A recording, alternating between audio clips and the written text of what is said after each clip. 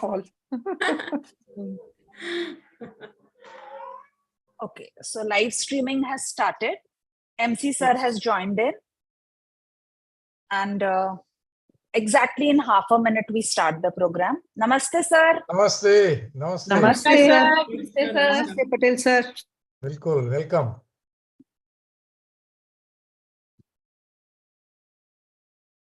Dr. Patel is dot on time. Thank you, Time madam. it, sir. Yes, madam. Unless he makes this also a medical legal issue, that you were 1 minute late. Yeah, even this can be a political issue. No, medical legal.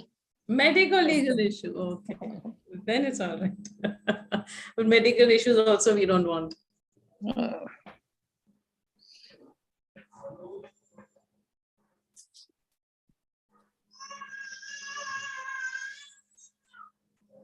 Dr. Dhaliwal, how are you? बिल्कुल ठीक बिल्कुल ठीक I think it's very cold in your part of the country. All of you are dressed Oh, in no. warm clothes. No, Yeah. they are not warm at all. Actually, the winters have not set in. I don't know Okay. why. थोड़ी सी late है इस बारी. नहीं कल से तो ठंडा है. हाँ, better है. Better है. Better You है. expect, Oh. you want at least 1 month We in of North winter. India say better hai. People say हमारे worse से hai. Worse हमारे से यंग हो ना इसीलिए ठंड को कह रहे हो कि अच्छा है. हाँ. better है. हमें तो ये फिक्र रहता है ये वाली विंटर निकल MC जाए. sir, with Yes. your permission, can we start yes, the we can program start. now? We can start. Teerth, please mute everyone and start. Yes, ma'am. Good evening, everyone. Good evening, respected delegates and faculties over here, present here. I am Teerth Shah on the behalf of Corona Remedies. Welcome you all for this webinar series, 174th edition, Happy Learning Masterclass webinar series in association with Amritsar, Firozpur, Kotakpura, Naba, and Northern India Society. I welcome Dr. Asha Jain. She is the convener of today's webinar. Dr. Asha Jain has more than 32 years of experience. She has a FOXY recognized center of ultrasound training, colposcopic training. Currently, Dr. Asha Jain is a director of SMSA Hospital, Raipur. She is elected member of Chhattisgarh Medical Council. Dr. Asha Jain is a vice president of IMA Chhattisgarh. Dr. Asha Jain is a zonal chair, FOXY Food, Drug and Medical Surgical Equipment Committee. Teerth, West next Zone. slide. Yes, ma'am. Next slide. So, yes, ma'am. Before we start our session, as per our tradition, we will start with the lamp lighting session. I request all of you to join this session.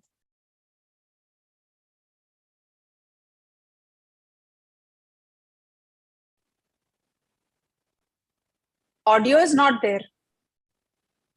It is there, ma'am. No, it is not heard. No, it's not heard. You didn't start the audio. I am able to listen. Okay, ma'am.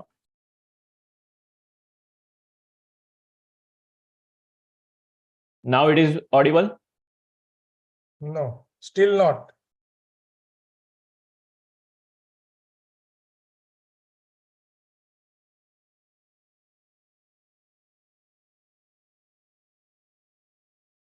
Teerth, please exit. Please exit. Yes, ma'am. Stop share and restart again with audio on. Audio is on from my side, ma'am. I will Do it again, please. recheck it. Yes.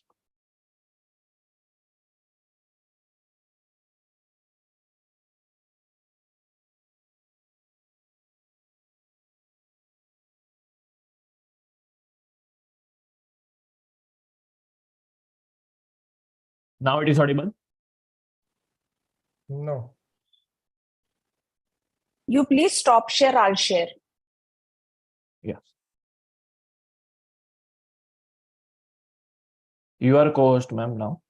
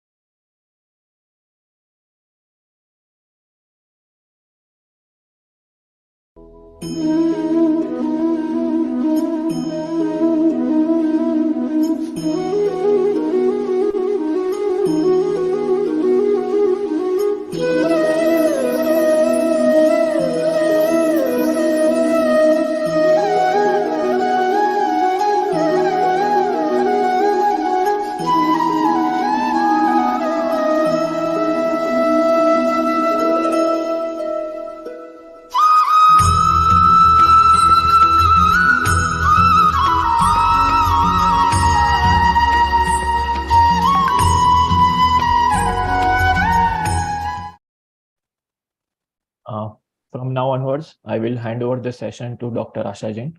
Ma'am, please. Thank you, Tirth. Namaskar to everyone. And at the outset, I would like to give a very short introduction of MC Patel sir, though he needs no introduction. He is a very respected Foxian who's been working for Foxy for more than 30 years. He's been working for women's health for more than 40 years, and he's just back from his 21st trip to the Northeast, where he takes care of women's health in the interiors of the Northeast. So, sir, for your formal welcome address, I invite you to the forum. Thank you, Dr. Asha. It gives me immense pleasure to welcome you all to 174th edition of this Happy Learning Masterclass web series. And today joining societies Amritsar, Firozpur, Kotkapura, Nabha, and North India Society. I also welcome Dr. Lakdir Daliwal Madam. She has kindly consented to be chief guest to bless us. Of course, she is always with me in any of my academic activity. I am lucky to be blessed by her blessings always. Welcome, Madam. I also welcome Dr. Madhu Nagpal Madam. She has kindly consented to be guest of honor to bless the webinar. And same way, Dr. Kala Vasist Madam, she has also kindly consented to be guest of honor to bless the webinar. Of course, Dr. Madhu Nagpal Madam and Kala Vasist Madam are always with us in any of our academic activity. I also welcome a learned speaker for today's very interesting topic to be covered, Dr. Gulpreet Bedi Madam from Chandigarh, and she is going to discuss very important topic of what is new in RPL. I also welcome all learned chairpersons who are going to chair that very session, Dr. Nirmal Bhasin Madam from Chandigarh, Dr. Preeti Jindal Madam from Chandigarh, and Dr. Vinit Nagpal from Chandigarh. I also welcome all the learned panelists who are going to participate in reverse panel. They are going to ask questions, and being a moderator, I am going to answer all the questions and queries. So I welcome Dr. Amritpal Kaur Madam from Amritsar, Dr. Suparna Grover Madam from Amritsar, Dr. Dinesh Pathak from Firozpur, Dr. Nishi Garg Madam from Kotkapura, Dr. Madhu Goyal Madam from Kotkapura, Dr. S.C. Saha is unable to join due to some personal familial issue. I also welcome Dr. Japlin Kaur Madam from Chandigarh, Dr. Sangeeta Pahwa Madam from Amritsar, Dr. Sujata Sharma Madam from Amritsar, Dr. Seema Chopra Madam from Chandigarh, Dr. Rimi Singla Madam from Chandigarh, and Dr. Bharti Rajshekhar from Hassan. I also welcome two conveners, Dr. Asha Jain Madam and Dr. Vinit Nagpal. Asha Jain is from Raipur, past president of Raipur OBGYN Society, and she is with me in this series since long as a convener. And I also welcome Vinit Nagpal, happens to be convener नमस्कार for sir नमस्कार sir today's program. Foxy में कुछ लोग ऐसे हैं जिसको हम अधिकार पूर्ण कह सकते हैं कि भी ये काम करना है, विनीत इसमें आती है, और विनीत ने कभी ना नहीं बोला. जब भी विनीत को याद किया कि भी ये एक एकेडमिक एक्टिविटी है, Vineet is always there to help me, to guide me. Sir your blessing sir. Sir आपको ना करना बहुत ही मुश्किल होगा किसी के लिए भी, मुझे लगता है. सर डॉक्टर अर्चना बेरी को भूल गए आप. नहीं, I am coming to that. I also welcome Dr. Archana Berry Madam. She is one of the panelists for today's webinar.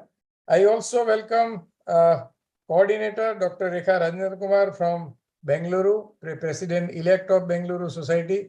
She is also with me in this series since long as a coordinator. And all the president and secretary of respective societies who have joined this webinar, and all the delegates who have joined this webinar. Thank in you, era sir. of COVID-19, where physical meetings were not possible, I started this series with some 3-4 friends, and now it has become more than 7,000 plus member family of Happy Learning Masterclass web series. And today we are approaching 174th episode of Happy Learning Masterclass. Usually we go with some important focus topic to discuss, and now we have started we have completed already 3 rounds of all the Society of Foxy, and this is our fourth round. And in this fourth round, we have started reverse panel.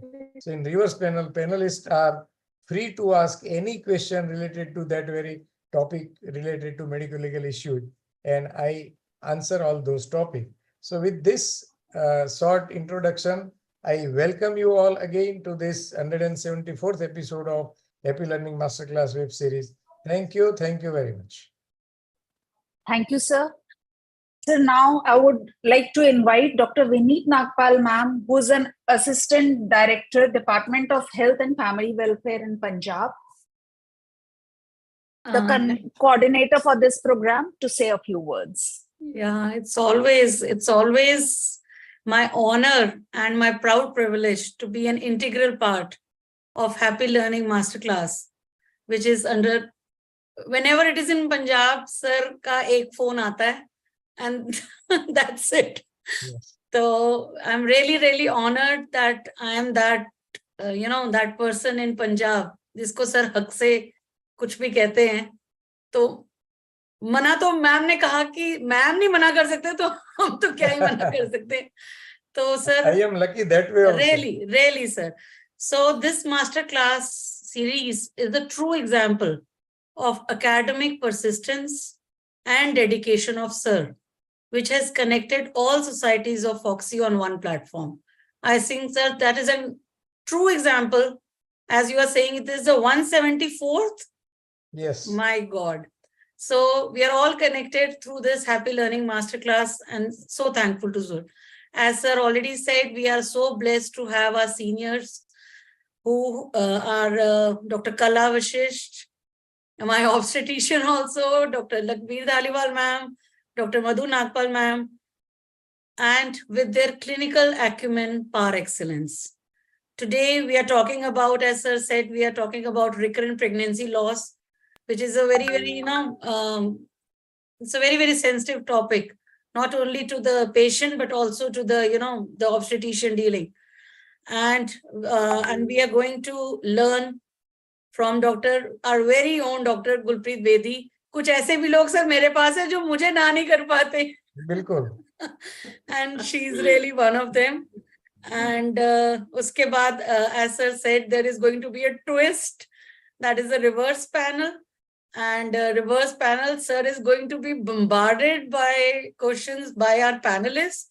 And we know from his very vast experience that he will counter those attacks very beautifully.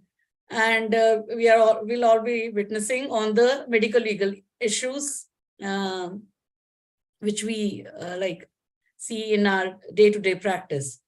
So now I would like to hand over back. Thank you so much, sir, for, making me a part of it always. Thank you so much, sir. I hand it over to my co-coordinator, that is Dr. Asha Jain. Thank you, Vineet, for all the help and support.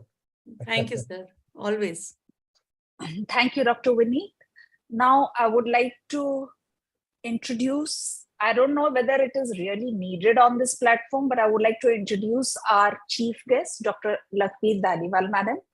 She's a former professor and head, Department of Obstetrics Gynae, PGI-MER, former president, Obstetric Gynec Society of Northern India, former director in charge, WHO and ICMR Collaborative Center for Research in Human Reproduction. Her major contributions are that she has established advanced infertility services in PGI Institute and first government teaching institute in India to start IVF for poor patients. She is honored and felicitated with National Foxy and ICOG Eminent Medical Teacher Award on Teachers Day 2021, National ISAR Lifetime Achievement Award 2023. She's completed 80 projects funded by WHO, ICMR, DBT, DST, and PGI, has 240 publications, more than 400 research presentations. She's a reviewer of journals. Presently, she's a senior consultant at Fortis Multi-Speciality Hospital and Milan Fertility Center.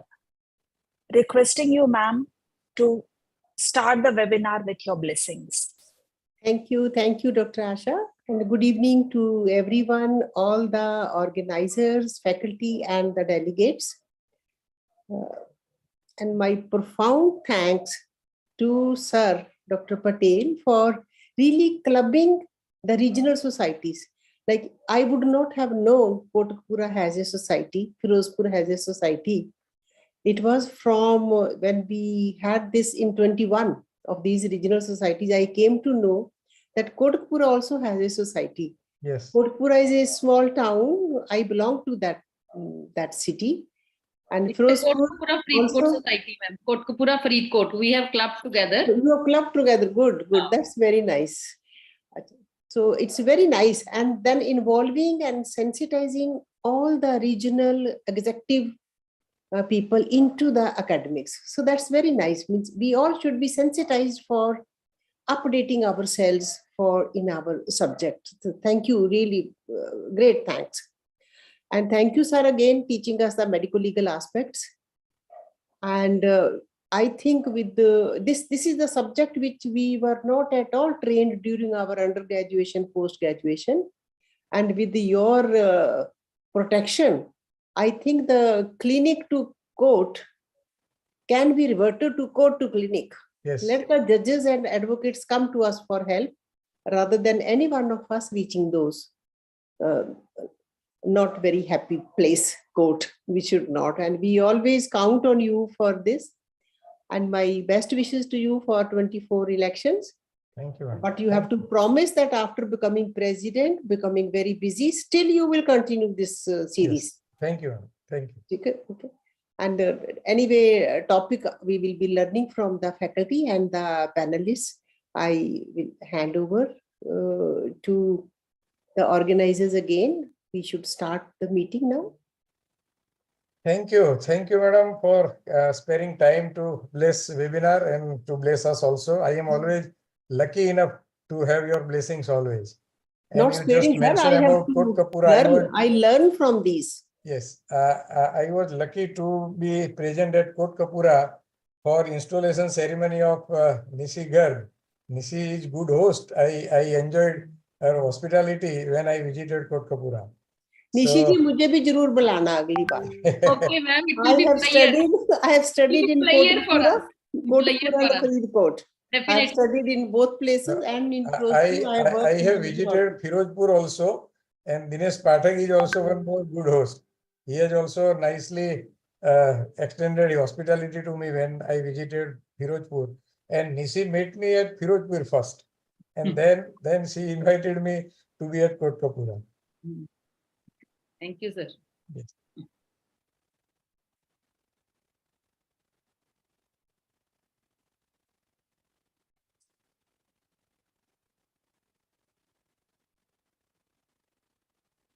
Dr. Asha, आपकी आवाज नहीं आ रही. Asha, you're muted.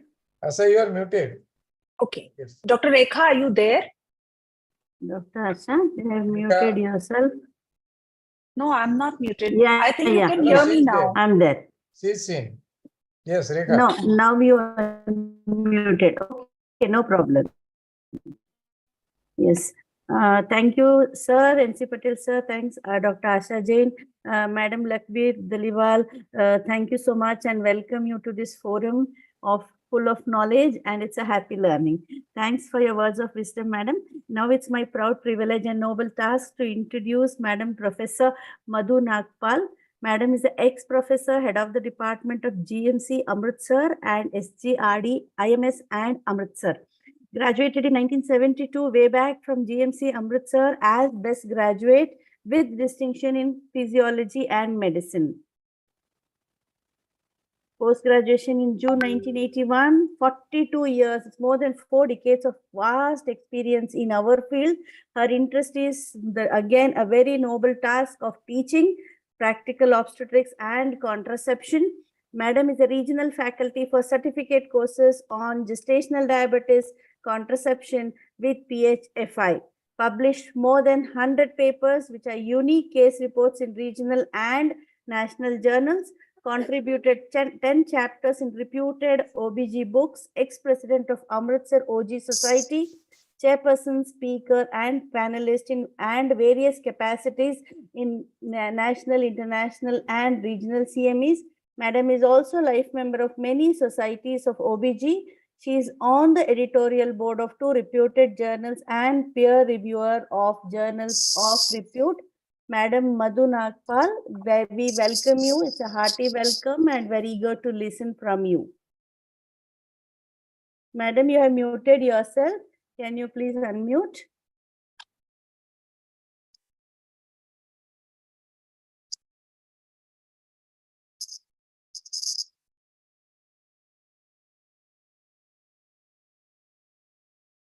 Dr. Madhu, आपकी आवाज नहीं आ रही. Hello. It is muted. Yeah, Yes, yes, madam. yes, Now yeah. it is fine. Thank you so much for these kind words. And thank you, Dr. Patel, for giving this opportunity to share the platform with Dr. Dhaliwal, Dr. Kala Vishisht, and all the stalwarts of the North India.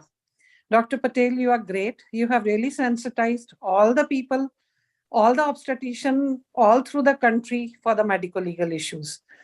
You've made this job as important as the clinical work itself. So what I've learned out of that is so many webinars. There are 4 things to go. That you can save yourself by preempting and taking precautions. Secondly, don't commit gross blunders. And thirdly, moderate if you have done something, do good documentation, but don't forget to ask fourthly the help of your colleagues, friends, seniors, and the experts like you in the field. Well, you have taught every chapter, every medical legal issue. And I tell you one personal example of it.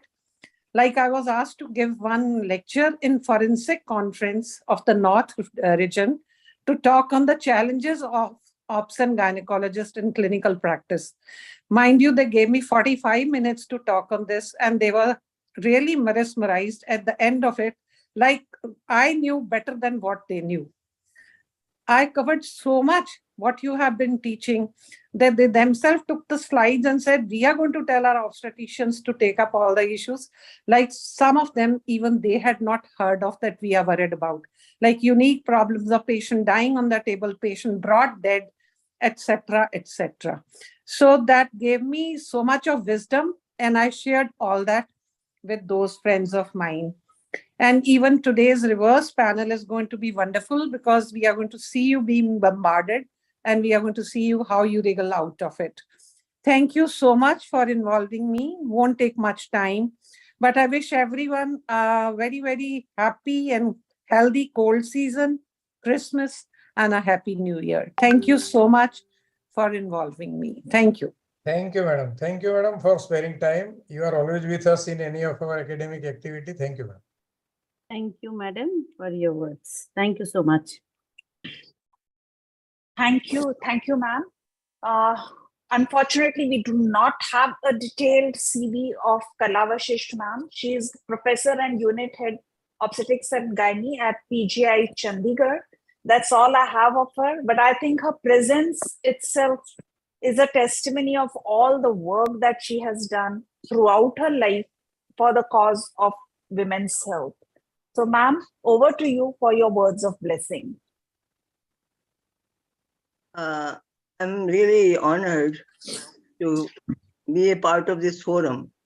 Though I'm not that expert as Dr. M.C. Patel is, I'm really quite ignorant about all these medical legal issues.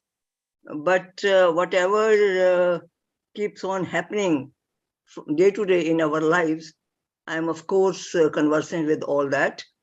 And I'm really happy to see that Dr. M.C. Patel takes lots of interest in these issues and to spread the knowledge to all of us, including whatever you say, stalwarts or whatever we are. And I'm really honored to say all that. I'm very, very thankful to Dr. M.C. Patel to ask me to be a part of this forum. Thank you so much. Thank you, madam. Thank you for sparing time to bless us.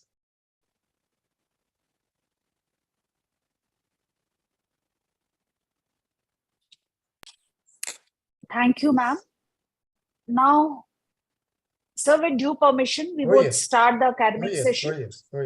So the academic session starts here. One of our chairpersons would introduce the topic, one would introduce the speaker, and the third would actually conclude it. and our speaker is Dr. Gulpreet Kaur Bedi. So I would like to introduce the chairpersons, Dr. Nirmal Bhasin ma'am.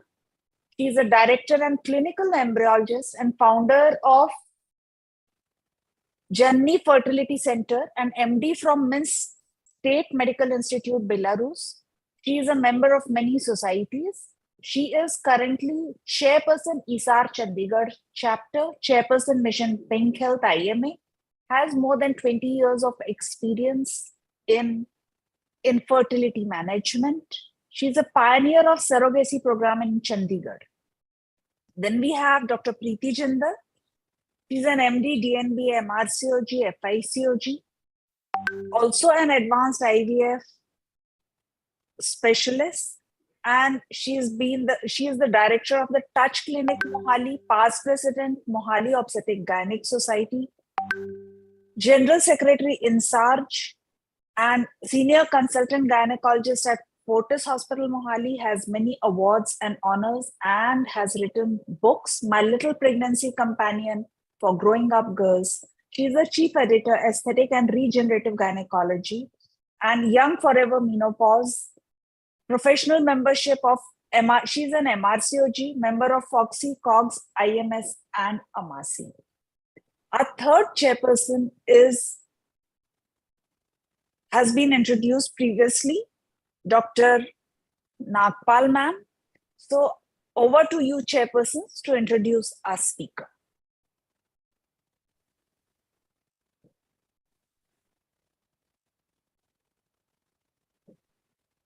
Nirmal ma'am, Preeti Jindal ma'am, Vinita Nagpal ma'am, any of you please introduce the topic and speaker.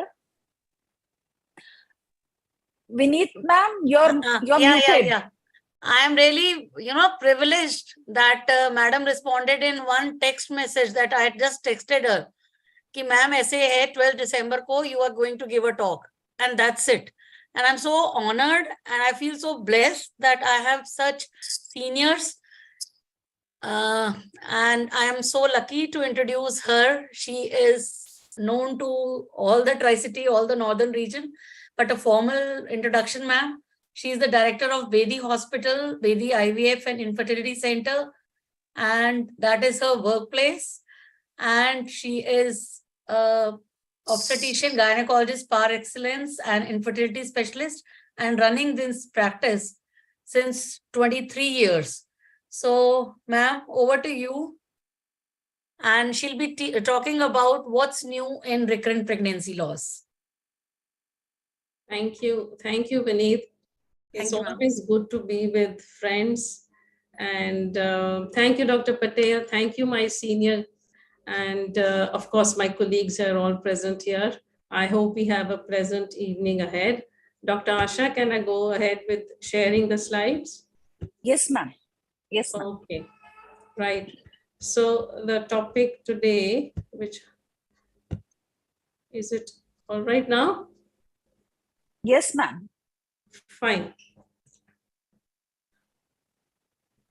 So the topic today would be recurrent pregnancy loss and what's actually new. RPL, as we all know, is one of the most complex and challenging scenarios in reproductive medicine, which is frustrating for the patient as well as for the treating physicians. It occurs in about 15 to 25% of pregnancies, and it affects about 2 to 5% of the couples. Definition has always been a problem in medicine. And according to RCOG, 3 or more failed pregnancies constitute RPL, but it also includes the biochemical pregnancies. ASRM, on the other hand, says 2 or more failed pregnancies, but ultrasound and histological confirmation is a must. ESHRE, on the other hand, also says 2 or more failed pregnancies, but you need a serum beta HCG confirmation. It does not include ectopic or molar pregnancies, but it includes biochemical and pregnancies of unknown location. So as a clinician, I think we would like to initiate evaluation after 2 clinical miscarriages. There are various causes of recurrent miscarriage. We've been seeing this slide again and again, but again, I think we have to start from this side again to reach the top. The cause could be an abnormal embryo in 3 to 5% of the cases, wherein there could be structural defects which are incompatible with life. They don't show up at all. Or there could be numerical abnormalities, could be a trisomy or a monosomy. Abnormal maternal environment is seen about 35 to 40% of the cases. Could be a uterine abnormalities, which could be congenital or acquired. Congenital anomalies, the most important is a septate uterus, and acquired are the Ashermans and the polyps and the submucous fibroids. Infection, on the other hand, accounts for only 0.5 to 5% of cases of RPL. Chronic maternal disease, we've seen like poorly controlled diabetes or celiac disease, which is an autoimmune disease, can cause RPL.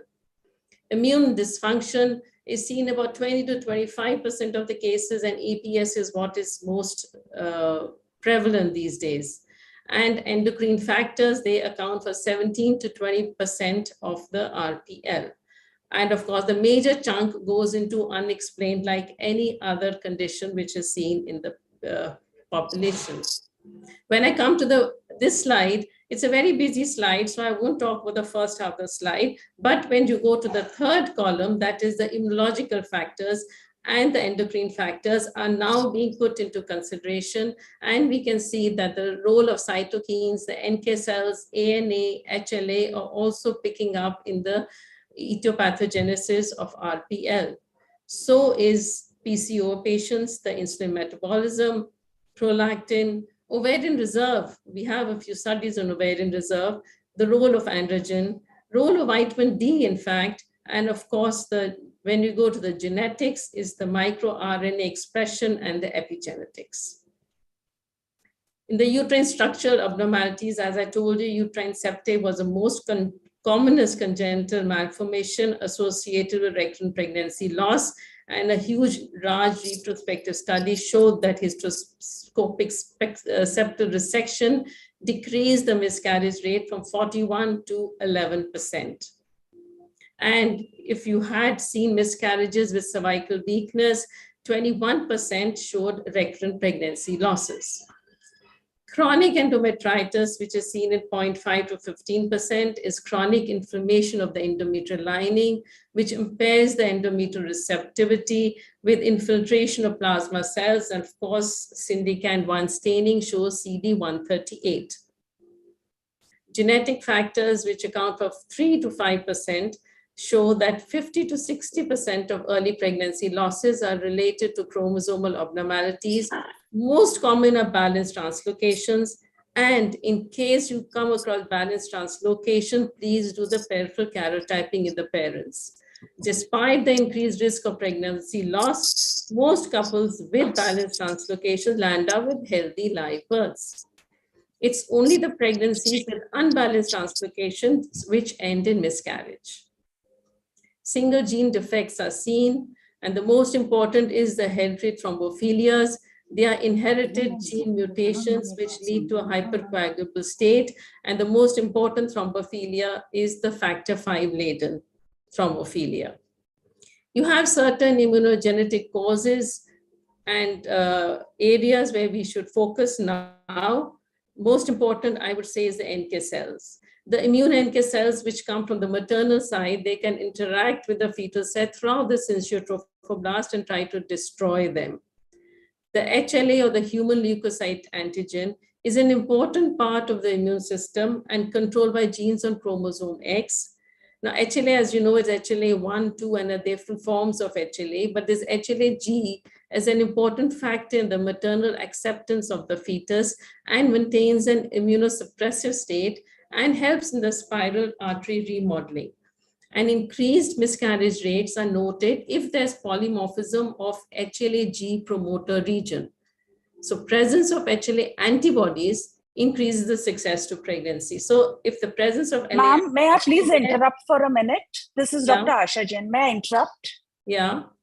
Teeth, Corona remedies. The viewer link is not working. People cannot see anything on the viewer link. Please check. Tirth, you are here? Yes, ma'am. Yes, ma'am. The viewer link is not working. Nobody is able to see anything on that link. So please check. Sorry, ma'am. Sorry for the interruption. No, it's fine. It's okay. So we are Okay. talking about the newer concepts in RPL. So newer concepts, as I told you, were the NK cells 1, and second is these HLA or the human leukocyte antigens. And presence of the HLA antibodies increases the success to pregnancy. So now we are coming to something like precision medicine with HLA gene mutation test, which is very important part of personalized medicine. Just like we go for gene therapy in cases of cancer, if we test for an HLA gene mutation, we will know whether that patient might end up in an RPL or not. Then, of course, another antibody, you must have heard of HY antibodies. These are male-specific minor histocompatibility restricting HLA class 2 alleles. And they have been found in about 30% of the females, but in very few males. And they are found primarily in patients with secondary RPL who had a firstborn male. So these also tell us a lot about the situation of RPL in the next pregnancies. Other factors could be an altered protein expression, DNA methylation. You must have seen out of the 539 different regions for methylation, the certain factors, they enhance the expression of TNF alpha, which again leads to RPL. The presence of novel genes and mutation can affect the cell adhesion, trophoblastic invasion, angiogenesis, and cell migration. So basically, I would like to say that the unexplained RPL is due to the immune defects, which accounts for about 50% of the recurrent pregnancy losses. What about progesterone deficiency? We at times see that the plasma levels are normal, but the endometrium can still be progesterone deficient due to the receptor abnormalities. And this was seen as early as 2002 by Lee et al. He showed that progesterone deficiency leads to an increased levels of pro-inflammatory IL-8, cyclogenase 2, etc. But if progesterone is suppressed production of progesterone, there is pro-inflammatory cytokines like TNF alpha is expressed. So the progesterone-induced blocking factor, or the PIBF, this prevents the inflammatory reactions by blocking the T1 cytokines, that is the conversion of T1 to T2 cytokines and the natural killer cells. And this actually is the key to embryo survival. What is seen in most of the time, seen in 22 to 25% of the cases, is APS, or antiphospholipid syndrome. Now, this is a systemic autoimmune disorder with persistent presence of autoantibodies which are directed against the phospholipid binding proteins in the body and leading to thrombosis. Two different entities are there, either is VAPS or OPS. VAPS is vascular APS and the other is obstetric APS. Today, we'll be talking only about obstetric APS. In obstetric APS, if you have the antibodies present, they will interfere with the coagulation cascade and the two-hit theory or hypothesis, which has been suggested to explain why an antibody does not always lead to thrombosis. So we always had in mind that APS is a thrombotic disorder. It is, but in this two-hit theory, I'll tell you in the next slide that it is the anti-beta-2 glycoprotein 1, which causes damage to the trophoblast, which leads to thrombosis. Other factors in APS functioning are the microRNAs. They cause certain gene mutations and changes. The extracellular vesicles, etc. They also play a part in the pathogenesis of RPL.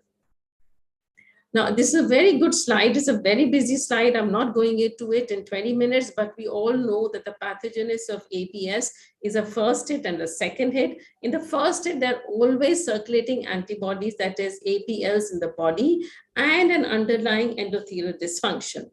And if you have an infection or trauma, surgery, in our case, if you have any kind of obstetric, like if you are pregnant, this upregulates the beta-2 glycoprotein receptors, which cause damage to the endometrium and the fetus, in fact.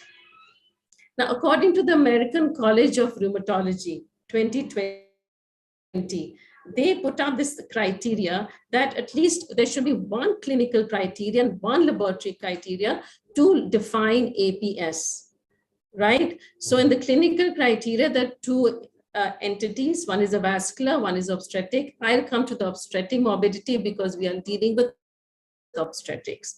So here you should have one of the three present over here. The first one is one or more unexplained demise of a normal fetus beyond 10 weeks or less than 10 weeks of gestation with a normal fetal morphology. Or the patient can present with one or more premature births less than 34 weeks. Or third, 3 or more unexplained consecutive miscarriages of 10 weeks. Of course, we have to rule out all the other causes of RPL. In the laboratory criteria, the presence of ACL, anti-beta-2 glycoprotein, and lupus anticoagulant, IgG, IgM, all should be present in medium to high titers, but the value has to be taken twice, at least 12 weeks apart. So to label a patient as APS, you should have one clinical criteria and one lab criteria. So when I come to the summary of the current guidelines which tell us about the evaluation of RPL, ASHRAE 23 guidelines will be taken into consideration. All the yes are there. They're just for scrutiny, but I think I'll just concentrate on the last one. I think it's not very legible over here, but I'll just talk about it. Most important is the karyotyping of the parents. Karyotyping of the parents is not recommended unless their POCs show unbalanced chromosome. That's very, very important. And I would like to stress it again and again, because generally we see parents, mother, father, ka karalo karyotyping, not important until we check the POCs for unbalanced chromosomes. Then the second point is the POC analysis. This is always recommended by microarray. The uterine artery evaluation always should be done with a 3D scan. Of course, that is recommended by ASHRAE, but ARSM and all recommend HSGs and sonoself-angiographies. Okay, they are recommendations, we can follow them. And antiphospholipid antibodies, I've told you the 3 antibodies which should be present to label it as a APS. Thyroid function, TSH, anything above 2.5 should be investigated. Prolactin, surprisingly, and HbA1c is recommended by ASHRAE 2023. So we should include these 2 tests in our panel of investigations. Hereditary thrombophilia not to be investigated until the patient complains of any thrombosis herself or in the family. Other things like sperm DNA fragmentation, insulin resistance, progesterone levels, ovarian reserve testing not recommended. Vitamin D deficiency, it's best to treat them. So if the patient presents with a second miscarriage, what do? Please screen for any weight gain or extreme weight loss. Ask history of alcohol, smoking, check up the cavity with a 3D ultrasound, look for any chronic infection. A simple dose of doxycycline, 100 mg BD for 2 weeks will treat a lot of infections. Screen for APS, endocrine screening with a thyroid, TPO, prolactin, and HbA1c. So manage everything properly and provide psychological support. So we all know that prevalent and potentially treatable abnormalities in first trimester loss cases, whether anatomic, immunological, endocrine, are to be addressed regardless of the POC's microarray results. They have to be done. And evaluation omits the parental karyotyping analysis unless you are working for unbalanced chromosomes. So this is a slide which shows that what you do in a CMA. Now, if the products of conception show that there's some aneuploidy, there's no further testing. If it shows unbalanced translocation or inversion, do the karyotyping of the parents and maybe PGT with a structure SR and go in for expectant management. But if it is euploid, right, there are 2 things which can be done. If it is euploid, you go and look in the cavity, look the endocrine testing, and APS should be done. If nothing can be identified, like patient, and so many times we say, sab kuch theek hai, what has to be done? We can look for chronic endometritis. We can look for luteal phase deficiency, consider hysteroscopy. We might do a DNA fragmentation and hereditary thrombophilia to be touched only if there's a personal history. So healthcare providers should support and understand and acknowledge that pregnancy losses are significant life events, and we should treat the patients with utmost support. It has been suggested that nicotine addiction has an adverse effect on the trophoblastic function and can lead to pregnancy loss. So can cocaine, alcohol abuse, higher caffeine consumption. Even a BMI of more than 25 has been shown to be connected with a higher risk of recurrent pregnancy loss. I've already told you that imaging and evaluation of uterine cavity is best with a 3D TVS, but according to ASRM, other things like sonor self-injure and hysteroscopy, HSG can be done. The APS screening, we've said, updated proposal recommends screening for APS as a potentially treatable and preventive diagnosis in RPL, and all three societies recommend testing for lupus anticoagulant IgG-IgM. I think this should be really understood by everyone. But the American College of Rheumatology says that for patients meeting for obstetric APS, this society strongly recommends low-dose aspirin and prophylactic dose of heparin.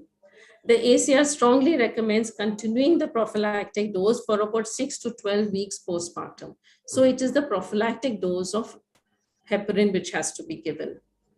ACR conditionally recommends against using the combination of heparin and low-dose aspirin for patients who are positive APL but do not mean the obstetric APS. So we should not just start with low-dose aspirin and heparin unnecessarily.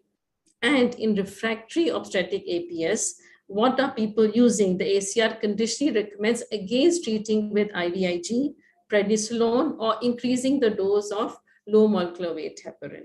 These are the recommendations. ACR also recommends the addition of HCQ, hydroxychloroquine, to the prophylactic dose of heparin along with low-dose aspirin in primary APS. We have to evaluate thyroid and prolactin abnormalities, and you should go through the ATA guidelines. I think for the typical Indian patient in early pregnancy, it corresponds the TSH level should be at least 4. Look for the TPO antibodies. But is there an association between thyroid antibodies and rectal spontaneous pregnancy loss in euthyroid women? Still, there's not enough evidence. Vitamin D supplementation, Escherichia stresses on it, and we've seen that vitamin D is involved in cell proliferation, differentiation, apoptosis. Vitamin D receptors are also seen on the stromal cells. So I think vitamin D does play a very important role. Certain points which again are not very sure whether we should go ahead or not, but yes, its newer concepts are coming up. Ovarian reserve and a low AMH has been linked with a higher pregnancy loss. We have seen it in IVF patients, but studies are not there. In semen and RPL in 2020, one study found that higher sperm DNA fragmentation was connected with RPL, but still insufficient studies. ANA and RPL, no guidelines as such. LITS, which is being used, has been used since years, but presently used regimens are suboptimal. Hence, the regimen requires improvement. IVIG, people are using. Intralipids, they are using. GCSF, people are using. Now, all these have their own pluses and minuses. I'm not going into details because we don't have any RCT studies on them. Tacrolimus, I read a lot about tacrolimus. It is an immunosuppressive treatment. It comes in the form of capsules and ointments which were used in organ donation patients. And a study showed that in 2017, we had a successful pregnancy with a patient with 12 previous consecutive pregnancy losses who had given everything. We had given aspirin, heparin, prednisone, IVIG, everything was given. Again, this is something for all of us to study. This is a drug which is freely available in the market. Now, celiac disease, we know, is an autoimmune disorder with higher incidence of HLA, DQ2 and DQ8, and it leads to idiopathic RPL. HCQ is a very good molecule. I think we all should study more about it because it has anticoagulant, vasoprotective, immunomodulatory, glucose tolerance, lipid lowering, anti-infective properties. And this might be the future of unexplained RPL. Of course, there are ethical issues due to the differences in defining criteria and controversies. There's lack of good quality evidence and clinical studies. But what I can conclude is what we have evidence is for APS, you use low end heparin and low dose aspirin. Septum should be resected. Some mucous polyps and adhesions resected. Structural chromosomal rearrangement, genetic counseling. Thyroid function, if the TH is greater than 4, you have to treat the patient. Inherited thrombophilia screening, not recommended.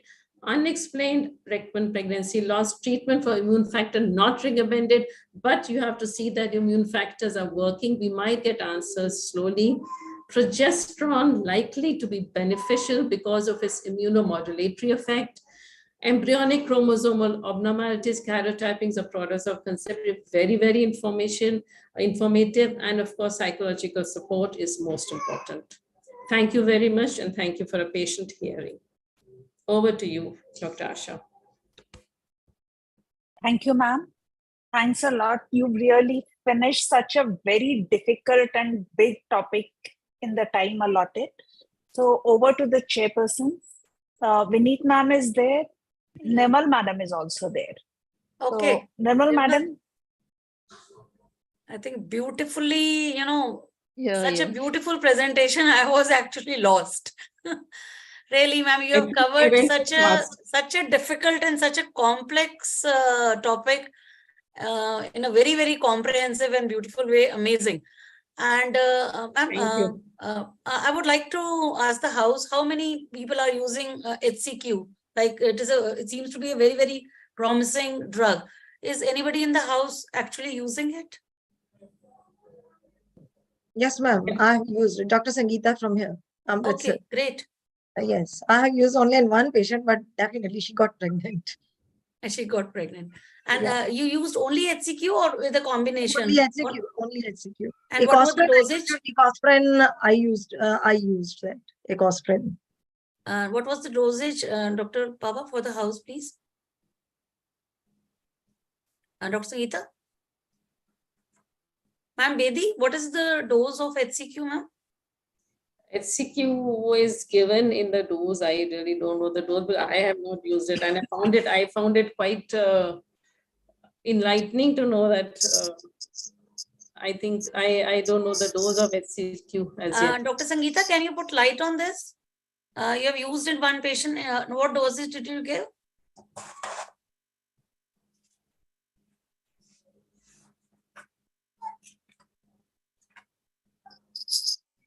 I think there are very few studies on HCQ, Dr. Vineet. There are very few studies on HCQ. It seems to be a very promising because of the immunomodulatory effect. Yeah, because of its anticoagulant effect, it's an antithrombotic effect. It affects the glucose tolerance. It affects the cell functioning at all levels. So until we get guidelines, I really don't know. But then when you are dealing with RPLs, at times you really cannot stick to your guidelines. Yes. Because you're seeing the face of the patient and you have to really, answer the patient. You are sort of answerable to the patient. And after 2 abortions these days, they are in a fix. So yes, that what the guidelines say. Please don't start aspirins. What we are doing, we are using low molecular weight heparins, left, right, center. It should not be used according to the guidance. But then we are using IVIGs. People are using intralipids. Now, whether to use this or not, I think Dr. Patel will do it in FOXY next, that we have to have data collected from all the FOXY sub-centers or the smaller units of FOXY, get whatever data we can and share it on these platforms, until and unless we wait for ESHRE or ASRM. So you just try one thing works for one patient, Dr. it will not work for another patient. Vineet, yeah. The dose is 200 milligram BD. Actually, ma'am, I use 200 BD. It's 200 milligram 200 BD milligram dose. BD, Yeah, but one thing I would like to caution, like there are a few people who are really allergic to it. Like I'm one of them. I had it once and I lost my central vision. So you need to really use it with caution initially. And then if the patient is not allergic, I think you should go ahead and It took me 3 months to recover back. So means it's a good drug, but it's not what we say here, chana murra, that it's not that you can just give it to anyone. Yes. It It really is category has C. to, I suppose the category is also category C drug. It's safe in pregnancy because in case the patients who are already taking it for rheumatoid arthritis And we and used to continue SLE, it. That is what we are Ma'am, saying. but It when is a they are category planning C. If the pregnancy- benefits are more than the risk, it is a Yes. category C drug for that Vineet purpose. ma'am, actually, I used 400 BD and that patient was suffering from rheumatoid arthritis also. So it Okay, was one of the continued autoimmune. Okay. during pregnancy, throughout pregnancy it was given, it was not stopped during pregnancy. It was continued. So that was so that means for rheumatoid arthritis she was given. Most So things that was unexplained secondary. that recurrent pregnancy loss also she was having and rheumatoid arthritis also. So preconceptually, she was already taking it and she continued in the pregnancy. Yes, ma'am. Preconceptually, she was taking methotrexate also, but I stopped that and And- HCQs was continued. Yes, ma'am. Great. Asim ma'am, would you like to say something? Yeah, Dr. Basim. Yes. Dr. Nan- Yes, it was a wonderful presentation and it has given us food for thought. HCQ, tacrolimus, what all other options we have. So I think we can all work together on it, compile a data, as we all know that at times Indian doctors don't have that much data with them. So let's work on it together. It's a very good. I think it's a good forum to for all of share us, your ma'am. Thank you. experience. Tacrolimus is available. Tacrolimus is available. It's What is the available. dosage? Tacrolimus, I've got it over there. Is 5 to 10 mg is given per day. There it comes as for these organ transplant surgeries and all that, you give tacrolimus. So it And because it's an preconceptually, we should immunosuppressive drug. It's an immunosuppressive drug. And there was a study done, which I told you in 2017. So if you can, I didn't have time, the space is too short. So if you can go down to the study of tacrolimus for a successful pregnancy in RPL, done in 2017, I think you'll get the exact form. But that's And just a study. We can start preconceptionally, right? See, yeah, that is what they've written. But again, something which I've not used, it is what I picked up from the literature. What recent advances are showing that we used to call a big chunk of unexplained infertility. Now we are getting a bit answers to that unexplained infertility. Basically, there were maybe there were all immunological reasons, as ma'am said very nicely, about the NK cells and whatnot. Yeah, when you start reading about yes, there's a lot. TH1 and TH2 imbalance also of the Yes. TH1 and TH2. So Yeah. ma'am has given us good homework. Thank you so much, ma'am. Ma'am, are you using lodoicospin pre-conceptionally also? In such Yes, there is a slide over there where you can give preconceptionally also only aspirin, only ecosprin. In which dose, ma'am? In the dose of 81 to 100. We don't I am have giving 81 here. We don't have 81 here, so we give 75. We have started now 150 milligrams. 150, yeah. That is in established cases. But then you want to give it empirically, you can give it. There is no harm as such. But of course, heparin and low molecular weight heparin is just out of question. Thank you. One question. Thank you, ma'am. One question. Yes, Dr. Nishi. Actually, we have to start the panel now. So Okay. probably this is the last one now. Okay. So sometimes, ma'am, when we put the patient on these treatments, they have a bleed. Yes. So then They what can should be have. done in such cases? Whether we should stop it? We normally stop it for some time and then restart. You have to find the reason for the bleed. Okay. Yeah, you can do the coagulation profile, but generally it's all normal. Yes. Bleed could be due to something else. If you're good, could be a implantation bleed. It could be a subcorneal bleed. It could be, maybe you are having twins and one is a vanishing twin. So there could be various causes for the bleed. So I really don't think, but then we normally stop aspirin and then we continue after a week or so. Thank you, ma'am. Thanks a lot. Thank you. And MC Patel, sir. Yes, we can start. Thank you, sir. Thank you. So with permission, I'll start the panel now. Test करके हर बार test करके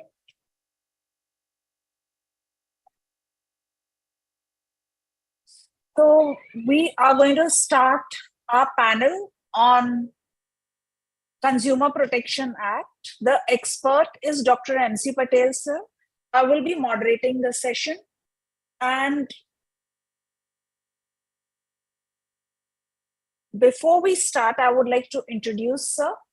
So he's a consultant obstetrician gynecologist and medical legal counselor, Vice President FOXI 2018, Organizing Secretary AICOG 2017. He was the chairperson Ethics and Medical Legal Committee FOXI 2011 to 13, and he has not stopped being an ethics and medical legal helper to every FOXian for the 10 years after he finished with his committee. So he's the honorary secretary, Togo, organizing chairperson MMCon, honorary member National Inspection and Monitoring Committee PCPNDT Act, honorary member State Supervisory Board PNDT Committee Gujarat. He was the president of Ahmedabad Obstetric Gynec Society 2010-11, honorary member of National Managing Body Indian Red Cross Society 19 to 22, national president National Medicos Organization 2016 to 18, President IIM Ahmedabad branch 2007 and 8, honorary surgeon, Indian Red Cross Eye Bank, has collected more than 1,000 eye pairs, and he's the organizing chairperson Vivekanand NMOCon 2013.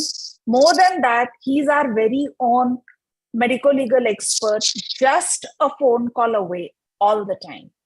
So welcome, sir. Before we start the session in earnest, here is a short video from sir.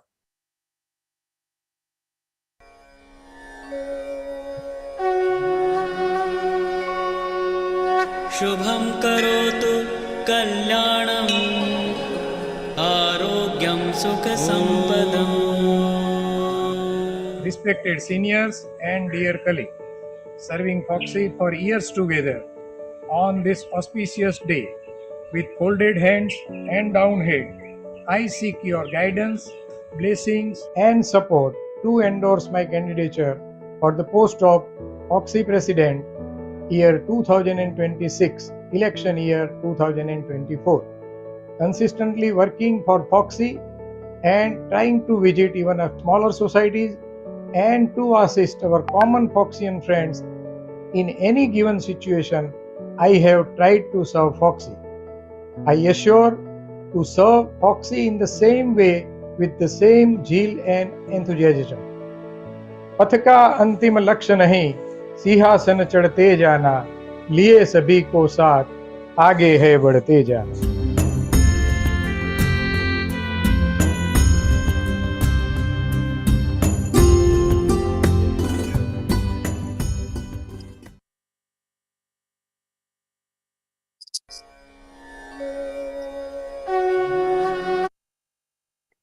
That's me.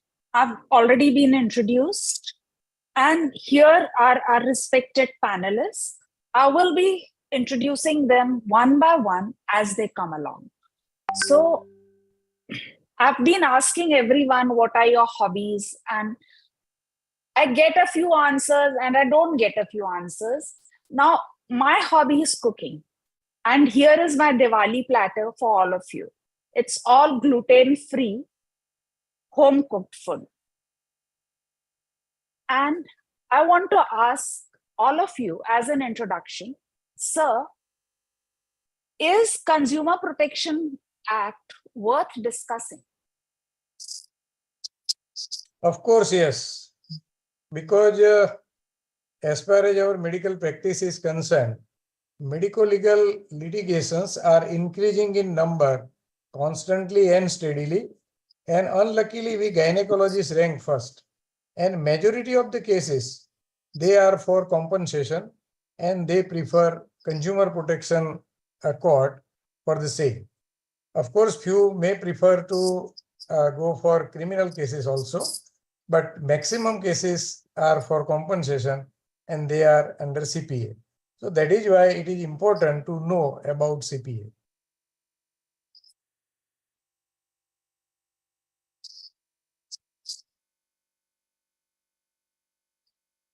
Dr. Asha, over to Dr. Amrit Palkar, ma'am. So she is in a government job. She is the president of Amritsar Society. And she says her job doesn't leave her time for a hobby. So over to you, Amrit ma'am, for your question. Hello, ma'am. Good evening, Dr. Patel and Dr. Asha and all the organizers. And I wish both of you best wishes for your next year elections, and we'll all be there at your back.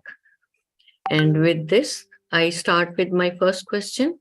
What was the original Consumer Protection Act, sir, in 1986, and how it is different in the present one in 2019?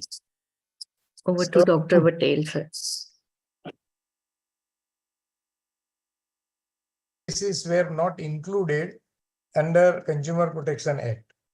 But the one famous case which happened, VP Santa versus Indian Medical Association, in that very case, Supreme Court gave ruling or judgment, and then after medical fraternities were included under Consumer Protection Act. And then after we all medical persons offering our medical treatment to the patients are under Consumer Protection Act. And there was amendment in 2019. So original CPA and now with amendment CPA, there are so many differences. One difference, previously up to 20 lakhs of compensation, patient had to go in district court, more than 20 lakhs, less than 1 crore in state commission, and more than 1 crore in national commission. But now with this amendment in 2019, any patient may sue up to any an amount of compensation in district forum also, only. Previously, it was considered in amount which is demanded by patient or patient party. But now it is on amount paid by patient. So naturally, if patient has paid less than 1 crore, then they may go in district forum. And usually, if more than 1 crore is a very, very rare cases where medical bill is more than 1 crore in one session. So now all the cases are filed in district forum as far as this CPA or compensation part is concerned. One more amendment came in 2019, that is previously where cause of action has happened. Patient had privilege to lodge complaint in that jurisdiction only. Say for example, if you have treated patient at Mohali, then patient can sue in jurisdiction of Mohali only. But now with this amendment in 2019, it has changed and patient may sue from anywhere. If patient is residing at Kerala, then she can sue you from Kerala also, even if she has been treated at Mohali. So with that, it is change in jurisdiction of cases. So these are some amendment came in 2019 and total scenario or CPA is changed. One more area, as far as CPA part is concerned, one step before going to discussion in any forum, district, state or national, there is a provision of compromise. So there could be a ground to compromise with patient and doctor, and if they are happily agreed, then case may be withdrawn at that very junction point of time and compensation will be given. If patient party or doctor is not satisfied with that arbitration, and if they are aggrieved, then normal trial may go in district forum or state commission or national commission as per the case may be.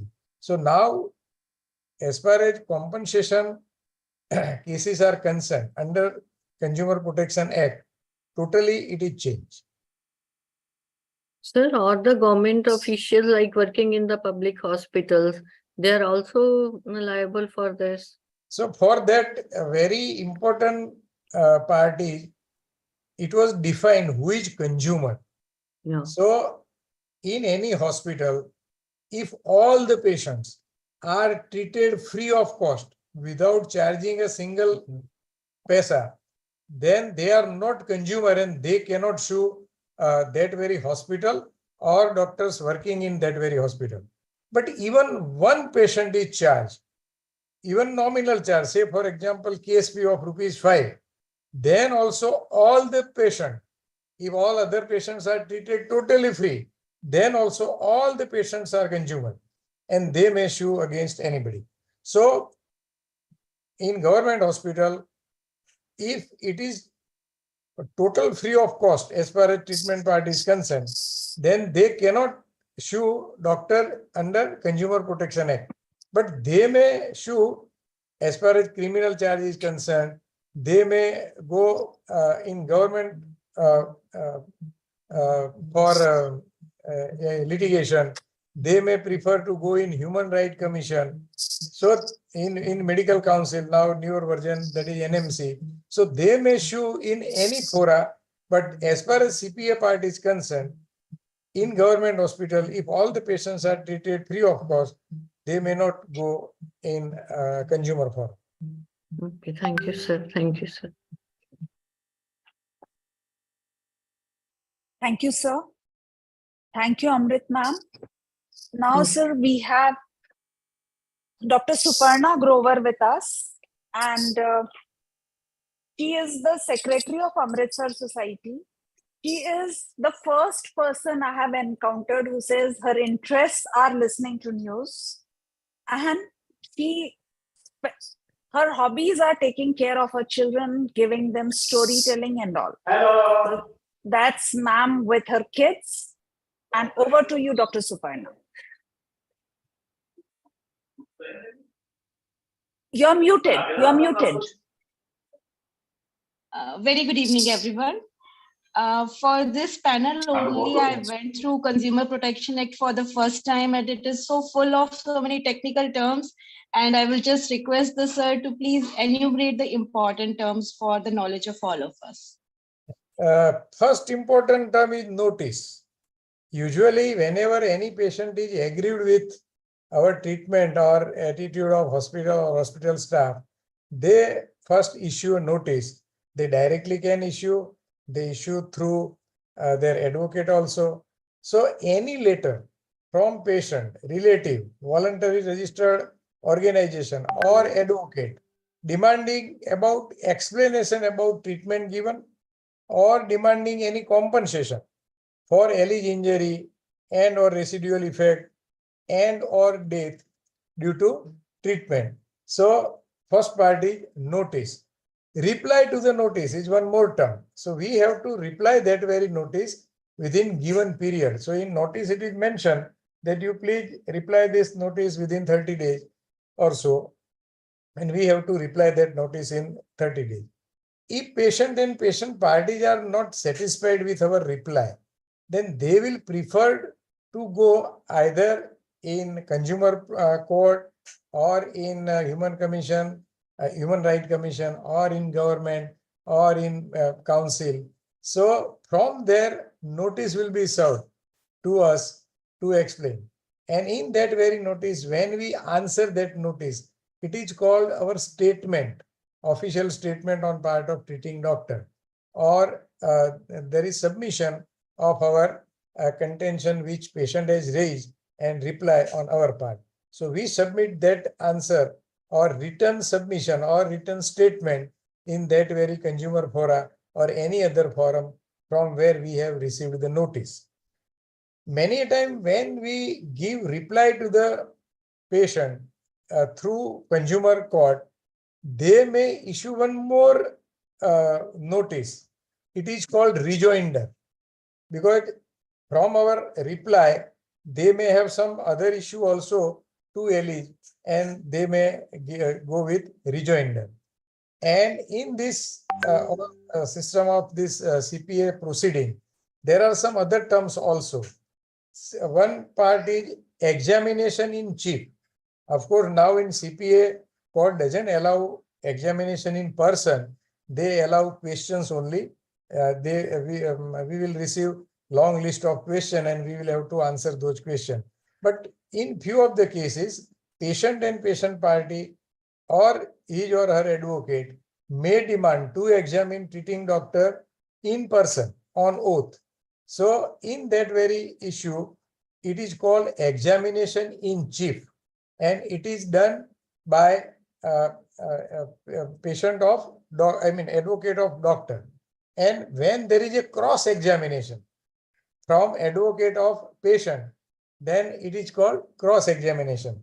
After cross examination, if advocate on part of doctor wants to argue something or ask something, then he can ask to the treating doctor to clarify certain things. So these are some terms which are usually used in consumer protection proceeding. Yes, next. Thank you, I'm sir. sorry. May I just add a question? Yes. There was a term deficiency of service and then a term negligence. Yes. How does it apply to us? Yes.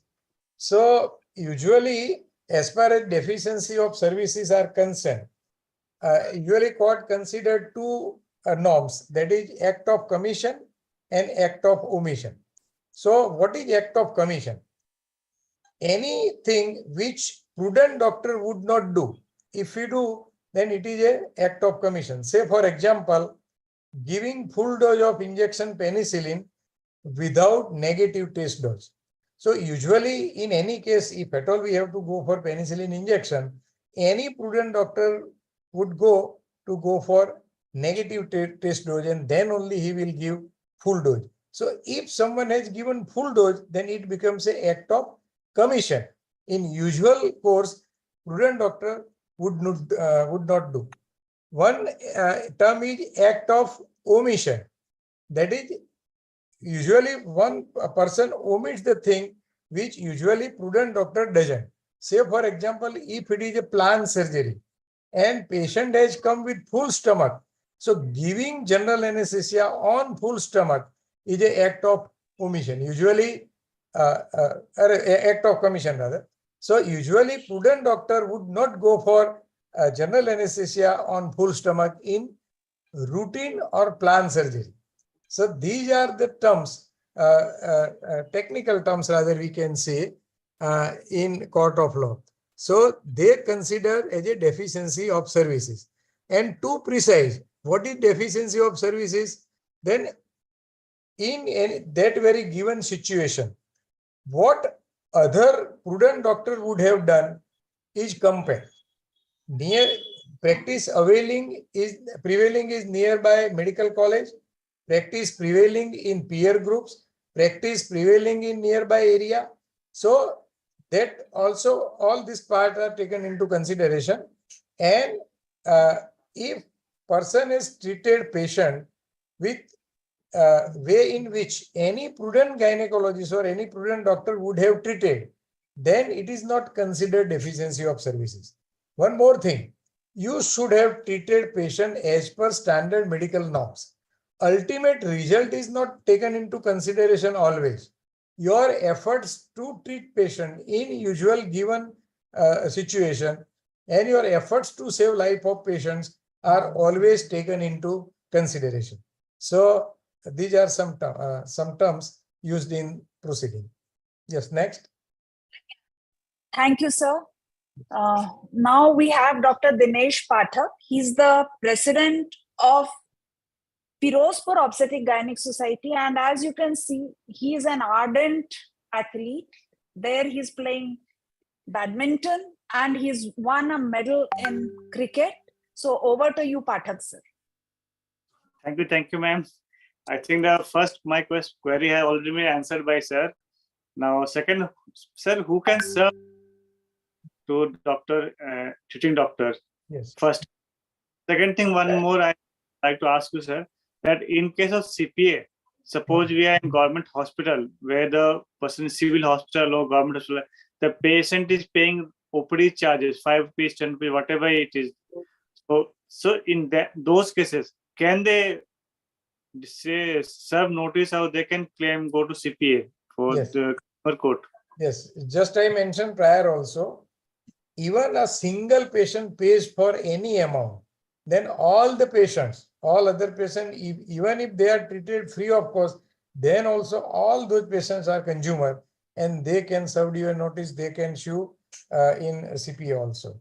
But if all the patients are totally treated free of cost, then they are not consumer and they cannot sue under CPA.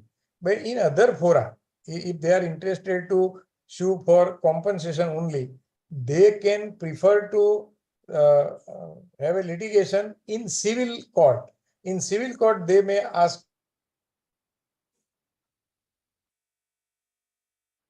complaint in police station or in criminal courts.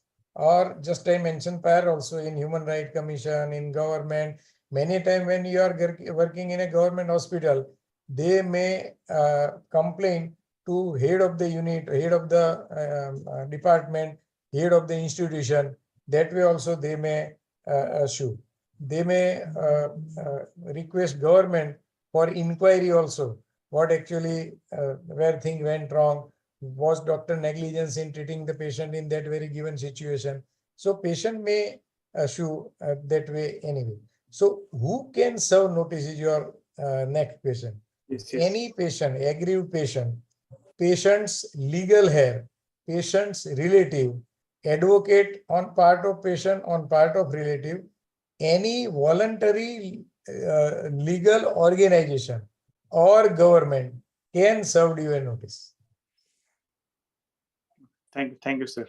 Sir, even if patient has not paid for medicines, she is going outside.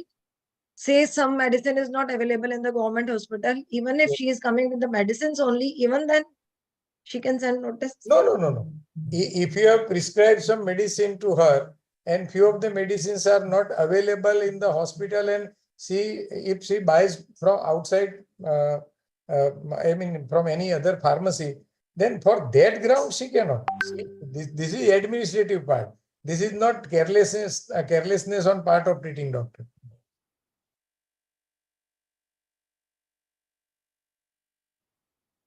Thank you, Yes, sir. next. Next is Dr. Nishi Garg, and you can see her traveling.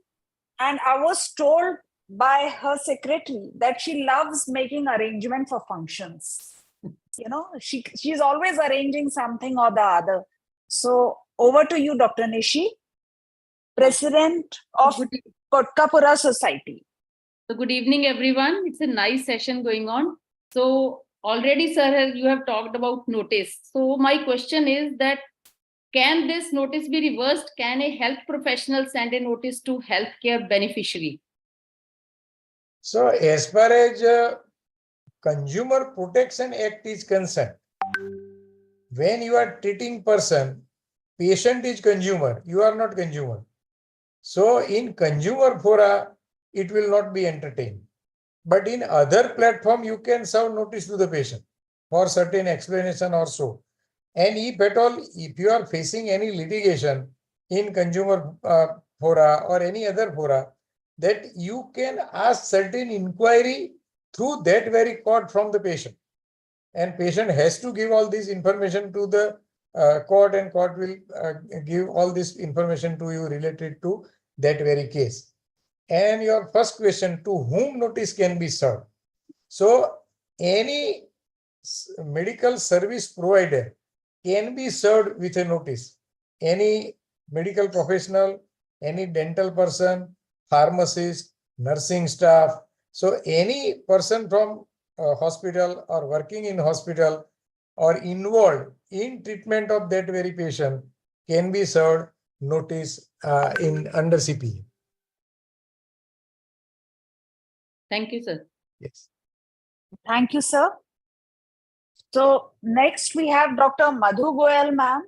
She's the secretary of Kotkapura Society, and she loves shopping and she also loves travel. So, over to you, ma'am. I still waited for your photographs of travel. Sorry. And good evening, everyone. And it's a nice session. So a lot of things, new things I have learned. It's a very good session. Thank you, everyone, organizers. And my questions are, which are the areas for litigation? And who can be an expert witness?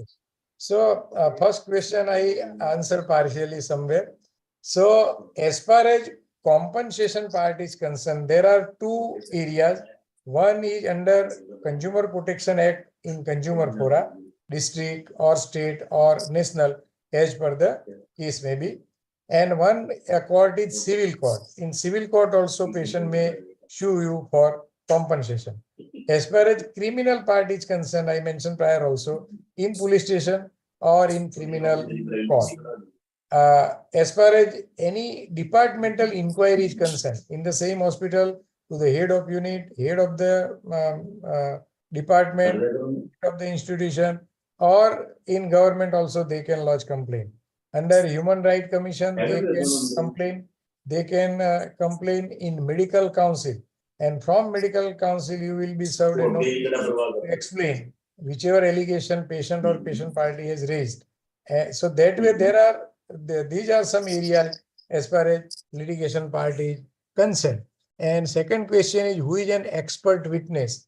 When you have treated patient and there is no case against you, but against any other doctor. First, one doctor has treated the patient and the same patient is referred to you, or patient has come to you for further treatment. And when you are called in court of law, you are expert witness in that very situation. So whenever you are called in court of law to give your opinion about treatment given by somebody, you are expert witness. But as far as CPA proceeding is concerned, even whenever you are facing any litigation, you can also demand or request court to have expert witness in your favor also. You can invite any expert witness in your favor. So all the papers of treatment given will be sent to that expert witness through court, and court may invite that very expert witness in court of law. But now in this change scenario, in this situation also, there could be so many questions on part of doctor who is facing litigation, and that expert witness will give answer. But if opposition, that the aggrieved party, patient, if advocate on that part are interested to examine that expert witness on oath in court, then they may demand, and that expert witness who appears on our behalf can be cross-examined by advocate on part of patient. So expert witness can be there. Same way, patient may also ask for expert witness in her favor. Many a times it happens from government doctors are invited in consumer protection court as far as expert witnesses are concerned, and they are asked some question by court, by advocate on part of patient about the case. In this situation, advocate on part of a treating doctor may cross-examine that expert witness. I have examined so many expert witnesses who have appeared on behalf of patient. So it is given method as far as CPA part is concerned related to expert witness. Just next. Thank you, sir. Now we have Dr. Archana Beri. I cannot see her. I don't know if she has joined. Her hobbies are singing, traveling, gardening, and she is an AP, Dr. Ambedkar State Institute of Medical Sciences. So if she's not there, I would request somebody who would please ask. Yes, ma'am. Sir, the question is, when case is against us, can we call an expert? And the Yes, second I question mentioned prior also. Yes, sir. Ma'am, I would like to interrupt here. Actually, the introduction, I think, वो AP at Ambedkar Institute, Mohali. He's in Berry Nursing Home, Amritsar. Yeah. Yeah. Yeah. I think it got confused. This is Dr. Japleen. Okay. Okay. Thank you. But if Archana madam is not there, anybody can take this question. No Yes, issue. sir. When Yeah, case is Sangeeta ma'am has taken it, sir. Yes, sir. Yes, sir. So as far as expert witness is concerned, I have answered already. Can the complainant And call can an call expert? an expert. That also I have answered. So complainant has also all the right to invite expert on her behalf, and treating doctor facing this litigation has also all the right to invite expert on his behalf. But in all this situation, we will have to request honorable consumer fora, and if they are agreed, then they will call. Thank you, sir. Thank you, sir. Thank you, sir. And now this is the art and craft made by Dr. Japleen. Dr. Japleen, I'm sorry. You are the AP in Dr. Ambedkar State Institute of Medical Sciences. I'm really sorry for that No issues, mix-up. ma'am. No issues, ma'am. And sir, can you see what she's made? Yes. And over to you. Thank you, ma'am. Was it picture or embroidery? No, sir, it's mandala art. It's made on the floor. Yes, very good. Congratulations for the same. Thank you so much, sir. Yes. Sir, so continuing with the, first of all, thank you so much, Dr. Vineet, for this opportunity, and asking questions from sir is like a dream come true. So continuing with the expert witness thing. So if we are called as an expert witness in some case, then what are the points that we should care about while giving opinion? So whenever What you all are we have to arm ourselves with? Yes, as an expert witness, naturally all the case paper related to that very patient are given to you for study. And after study, you are asked some question. Was doctor negligence during treatment of this very patient? And you have to opine from all the records submitted to you as far as treatment given to that very patient. And in this situation, you should be very careful. Whichever questions are asked to you, you have to stick to that very question only. Because many a time we have observed in court of law, and in the court of this consumer fora, etc., that so many questions we have not asked. Then also expert witness is narrating so many things, which is not related many a times to the case, and which is harmful to the facing doctor. So whichever question is asked as an expert witness, you have to stick to that very question only. Yes, Are we expected to get some literature and references as well, or? Yes, whatever treatment that very doctor who is facing litigation has given, all the papers related to that very treatment given will be given to you. As far as medical literature part is concerned, from court it is not provided.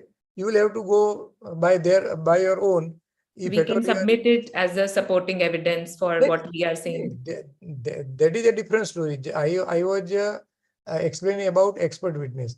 Whenever you are submitting your written statement against notice served through any consumer fora, naturally you will have to give all the medical articles or textbook references in your favor as far as treatment part is concerned.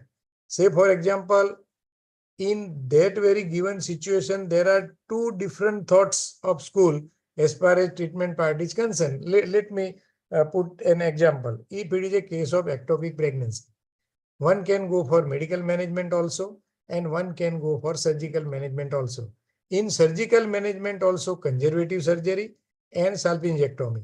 So whatever you have done, you have gone for medical management and something has gone wrong, then supportive evidences, supportive literature in favor of medical management of ectopic pregnancy, you may submit, you have to submit rather. As far as surgical part is concerned, because many a time there would be allegation that doctor didn't save my tube and he removed my tube in that very situation.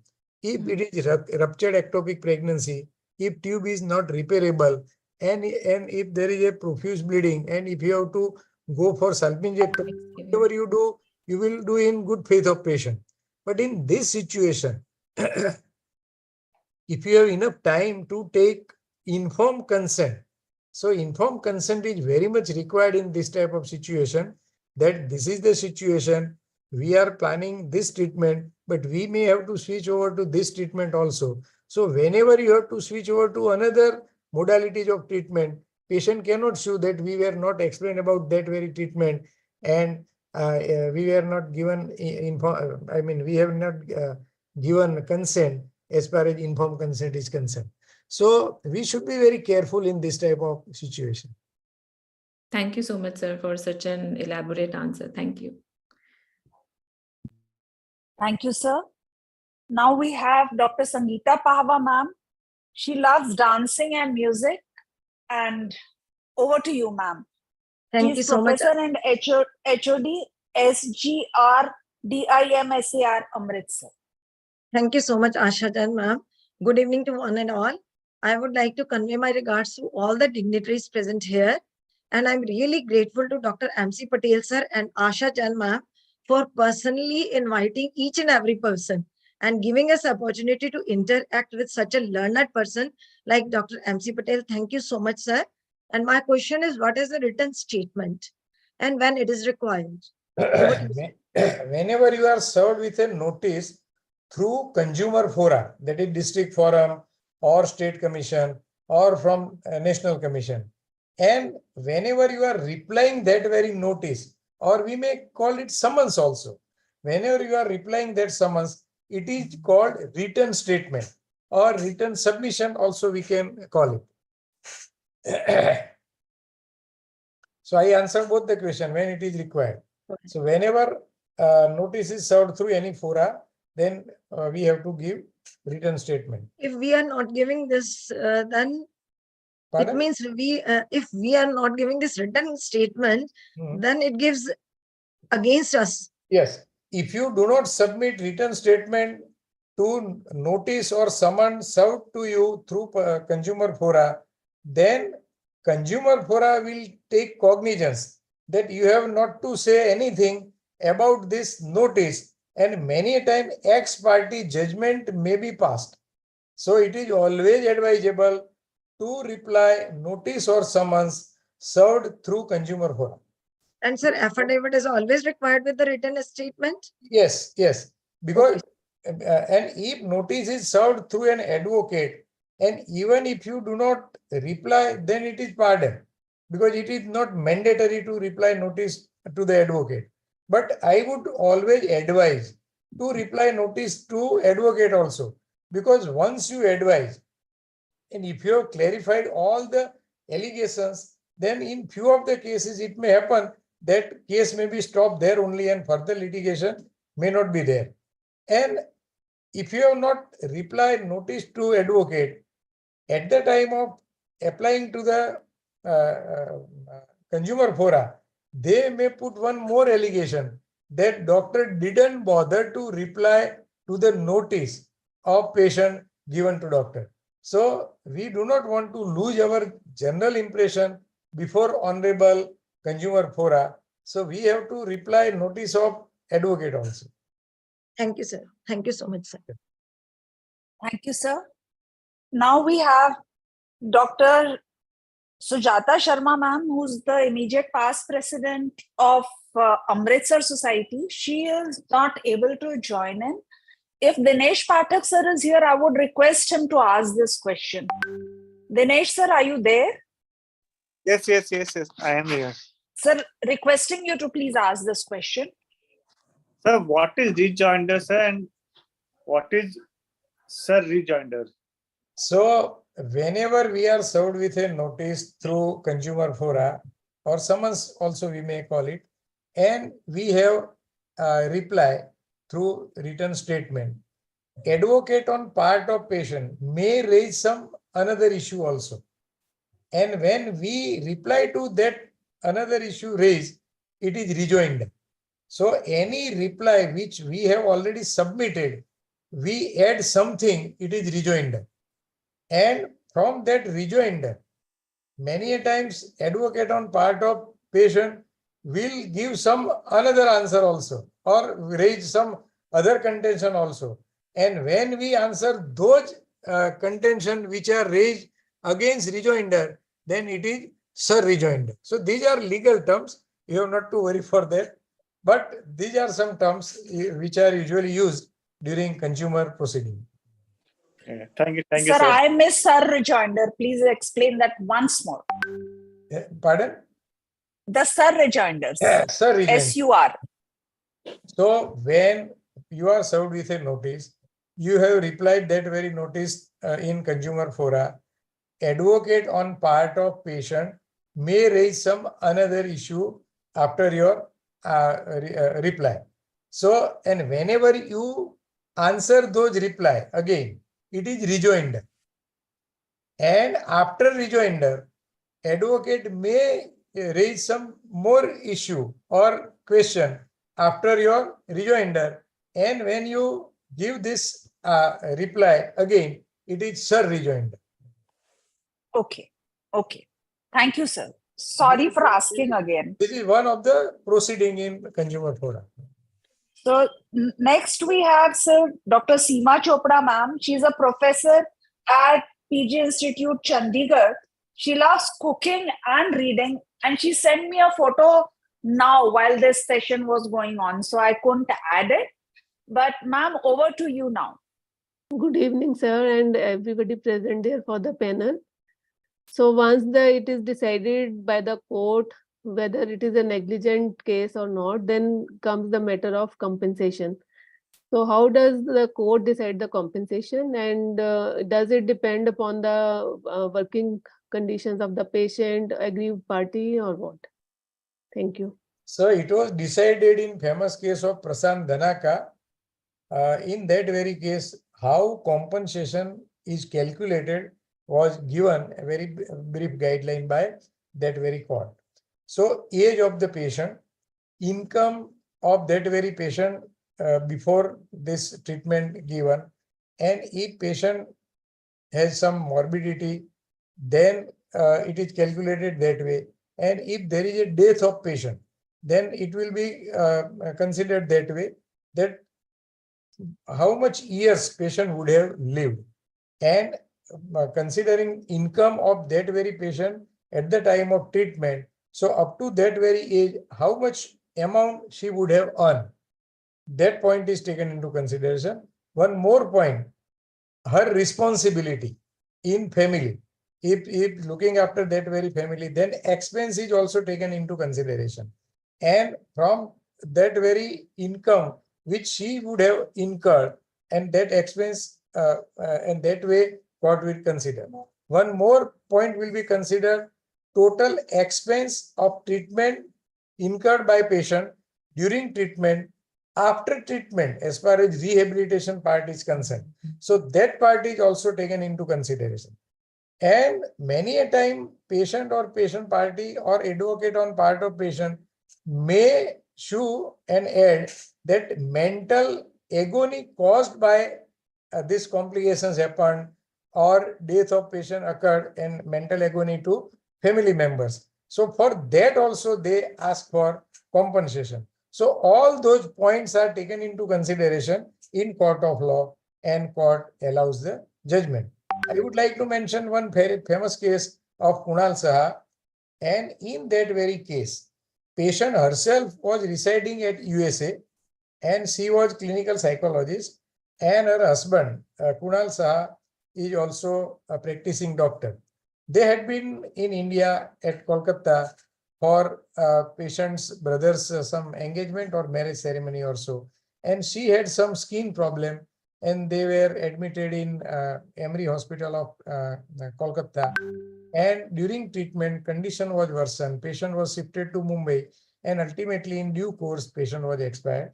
And a case was filed by Dr. Kunal Saha, husband of deceased patient. So in that very check karo jo link maine aapko bheja hai. case, compensation awarded was 6 crore.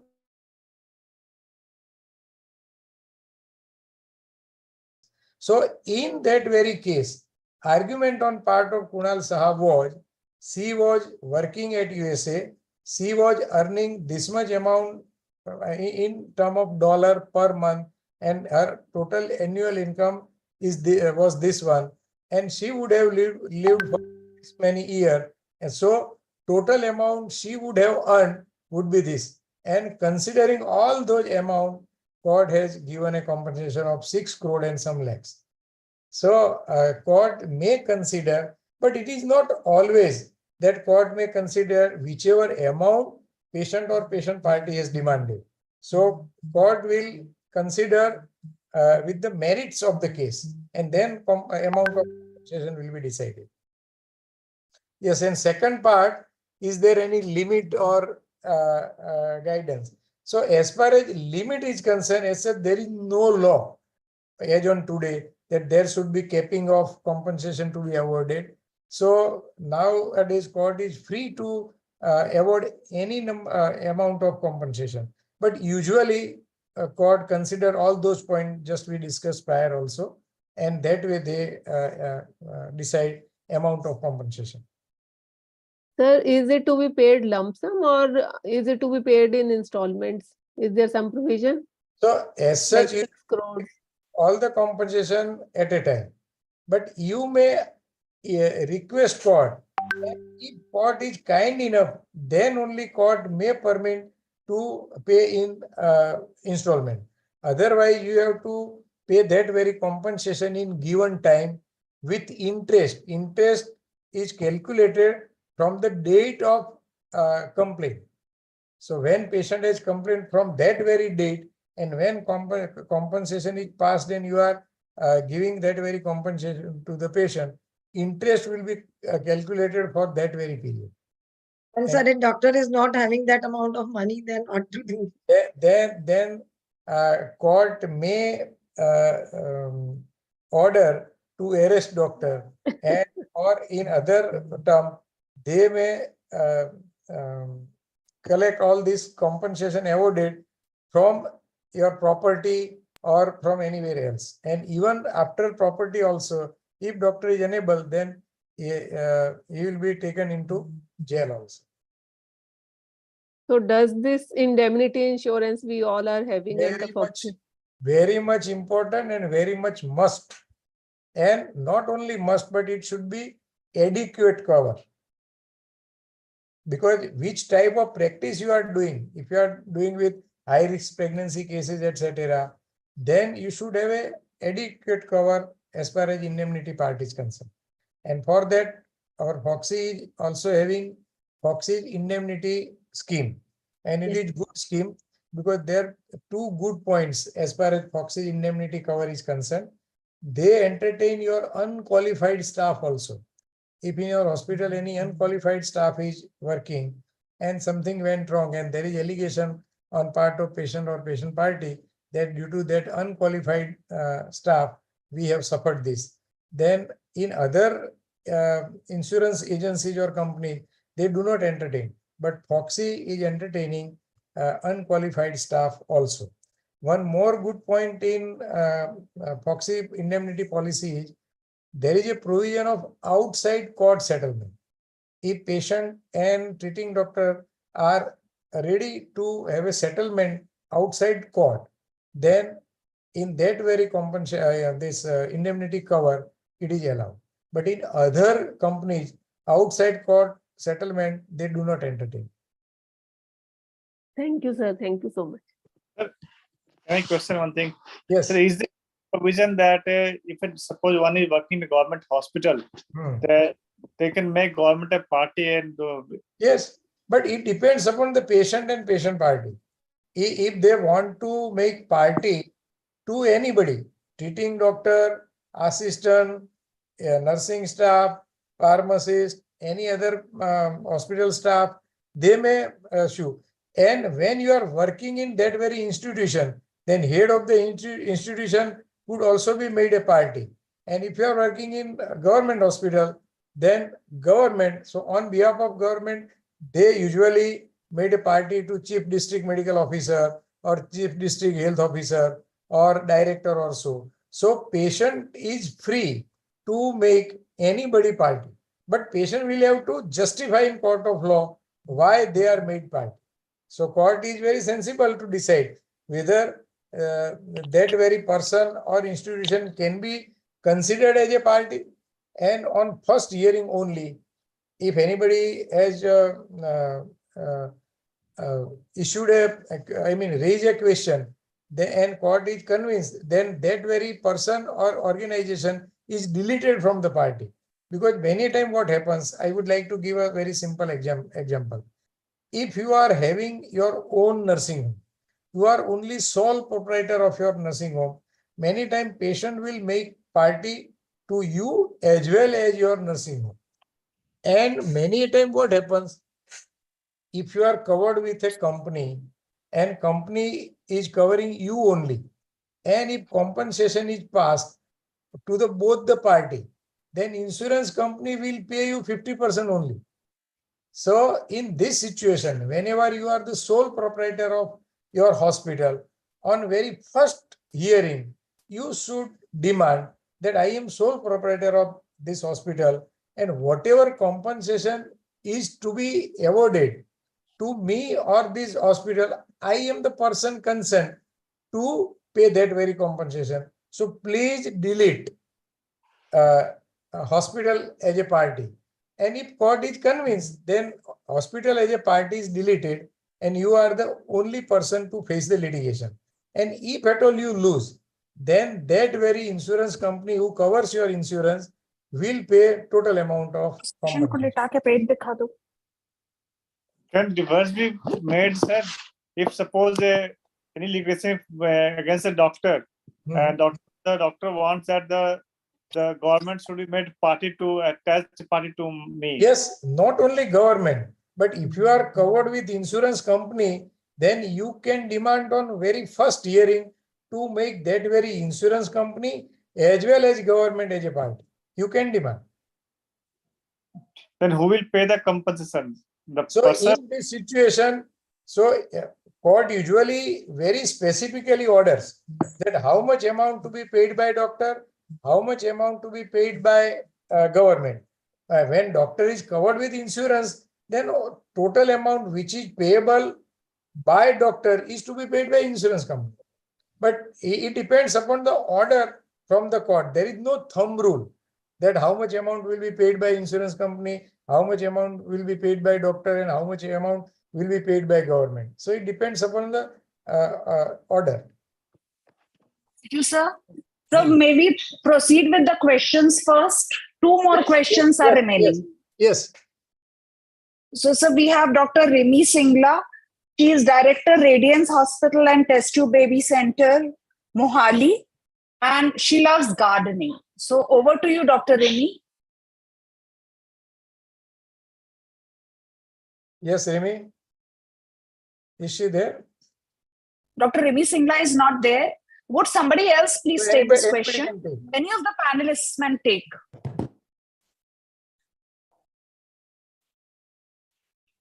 Dr. Chaplin, would you take it? Yes, ma'am. So, sir, the question continues with the CPA Act 2019. It removes healthcare from services. So what is the interpretation and what should be the indemnity cover amount? So as far as these healthcare services are concerned, I mentioned in the beginning also, previously healthcare services were not taken into consideration under CPA. But when that very case of VP Santa versus IMA, medical services were taken into that very list of service provider. So there is a list under Consumer Protection Act, that is a list of service provider. And in that very list, medical services were included. In 2019, during discussion in Rajya Sabha, then Union Minister Ram Vilas Paswan, most probably, he had an argument that medical fraternity should be out of this list आज तो also June नहीं is था तुम्हारा provided. आना. So we were happy that if at all it is passed and if it is this act is amended, then That medical is true. services will be out of that very list. But there are two lists: list of inclusion and list of exclusion. So we should be excluded from that exclusion list also. I mean, we should be included in that exclusion list also. So it is not important that we are removed Right. from exclusion list, but we should be in Doesn't exclusion matter. list also. So it is still not done. So till then, we are under purview of Consumer Protection Act. And as far as your second question, how much amount of indemnity cover, I just mentioned prior also. Type of What type practice. of practice you are doing, which kind of patient you are dealing with, and where you are practicing, in remote area, in tertiary care center, because court consider all those points where you are working, under which resources you are working, and that way amount of compensation is decided. So according to your practice, you should have indemnity cover.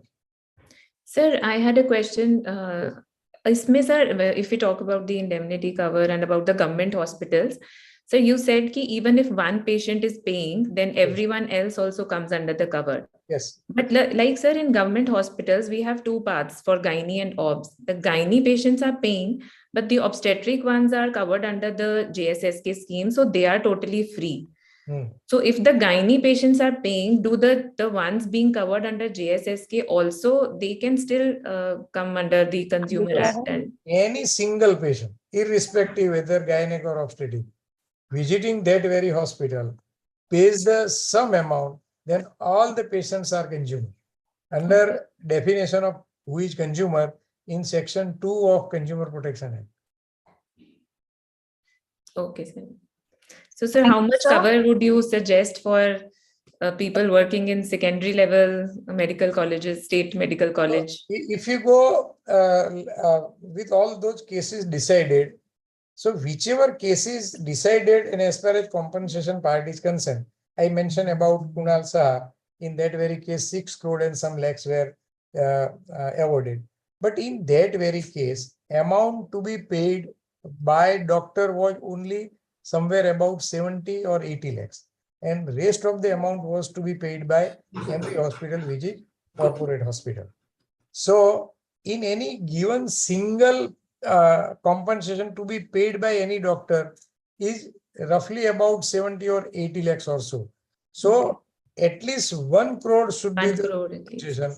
But considering frequency of cases, we should have at least 2 crores covered. Okay. And in Foxy indemnity cover, premium Yes, is sir. less as compared to any other insurance company. Because Yes, sir. in 2018, 2020, during presidency of Dr. Alpesh Gandhi, we had a collaboration with ICIC Lombard. Yes, sir. Cover you is the Cover you is third party. Yeah. Cover you is third party. So with ICIC Lombard, we had a more than one sessions as far as discussion is concerned about premium part, about some terms and condition to be included. And after all this negotiation, and we have come up with this indemnity cover. And it is good cover as far as Foxy indemnity part is concerned. Yes, sir. And Thank cover you are also going giving good services. Say, for example, I am not on panel of cover you. But if any gynecologist is willing to have my professional services, then whatever my professional fee is there, cover you will pay to me. That doctor will have not to pay. Say, for example, one of our doctor from Jabalpur was served with a notice. And doctor insisted to cover you that. बाहर उठाने बोल दो. अच्छा नहीं. Prepared by Bhupen से Dr. बात करने बोलो. Then cover you had allowed. I had prepared a notice, reply to the notice, and cover you paid me for my professional fees. So we are insured with cover use. Yes, yes. So the cover you is third party. You are insured with ICICI Lombard and Foxy indemnity cover. So, but cover you is taking good services. I mean, giving good services as a third party. So cover you person will directly call you, or whenever you are facing any problem, say for you are served with a notice, and if you cover you people, then they will give you a list of advocates. That these are the advocates available in your town. You can choose any of your advocate of your choice, and then after that very advocate will assist you. And whatever amount is to be paid to that very advocate will be paid by cover you. And if at all you lose the case, then compensation also will be paid by cover you. So you have to simply inform cover you whenever you are facing litigation. Right. Thank you so much, sir. Thank you, sir. Now we have Dr. Bharti. So she's been with us for long. Dr. Bharti, I invite you to say a couple of sentences about yourself and make your appeal and then ask your question. Thank you, Dr. MC Patel, sir, and Dr. Asha Jain for making this session so interesting. And I thank all my fellow Foxians for being here. And I would like to inform you that I am right now the Karnataka State Obstetric and Gynec Association past secretary and now the president-elect.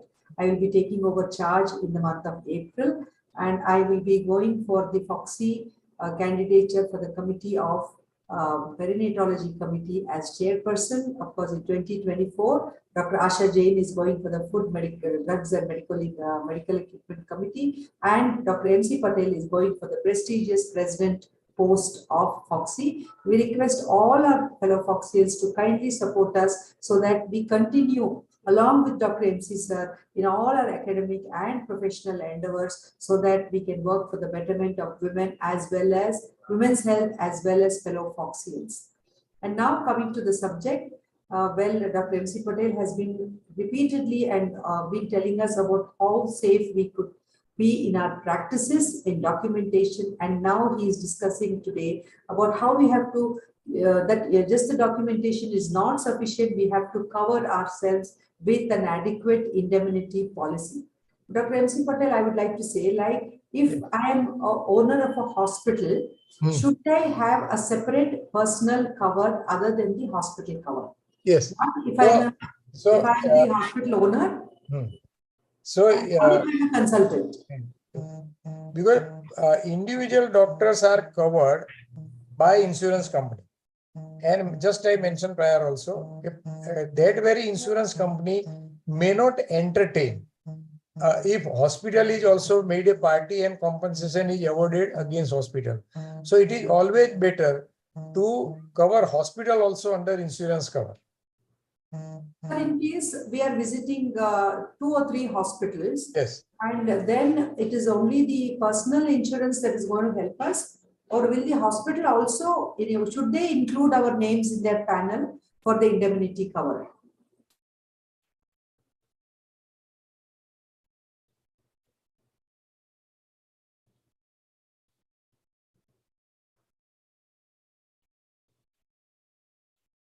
Well, yes. Sir, if we are visiting 2 to 3 hospitals as freelancing consultants, is that one personal policy of ours sufficient, or should the hospital also? At the time of taking insurance coverage, you will have to specify with that very insurance company that I am visiting consultant at this many hospital, and then they will entertain your claim in any hospital. Otherwise, say for example, I would like to mention very good scheme which is run in Gujarat by Gujarat State Branch of IME. So in that very hospital, we entertain doctors where they work. Many times, say for example, just to mention, I am visiting more than one hospital. Then that very hospital, I will have to mention. And for that extra premium is charged by insurance company. So in our professional protection scheme run by IMA, we charge some extra. Then in that very case, if we are covered or if you are already mentioned that we entertain that very doctor in whatever number of hospital he visits, but for that some extra premium he will have to pay. So you should be very specific at the time of taking insurance coverage that I am visiting at this many hospital, and insurance company should be agreed with that very proposal. Sir, if we own the hospital, should we have a separate personal cover, or that hospital indemnity is sufficient? Yes, for personal and for hospital also, because just I mentioned prior also, patient or patient party may made hospital as well as treating doctor as a party.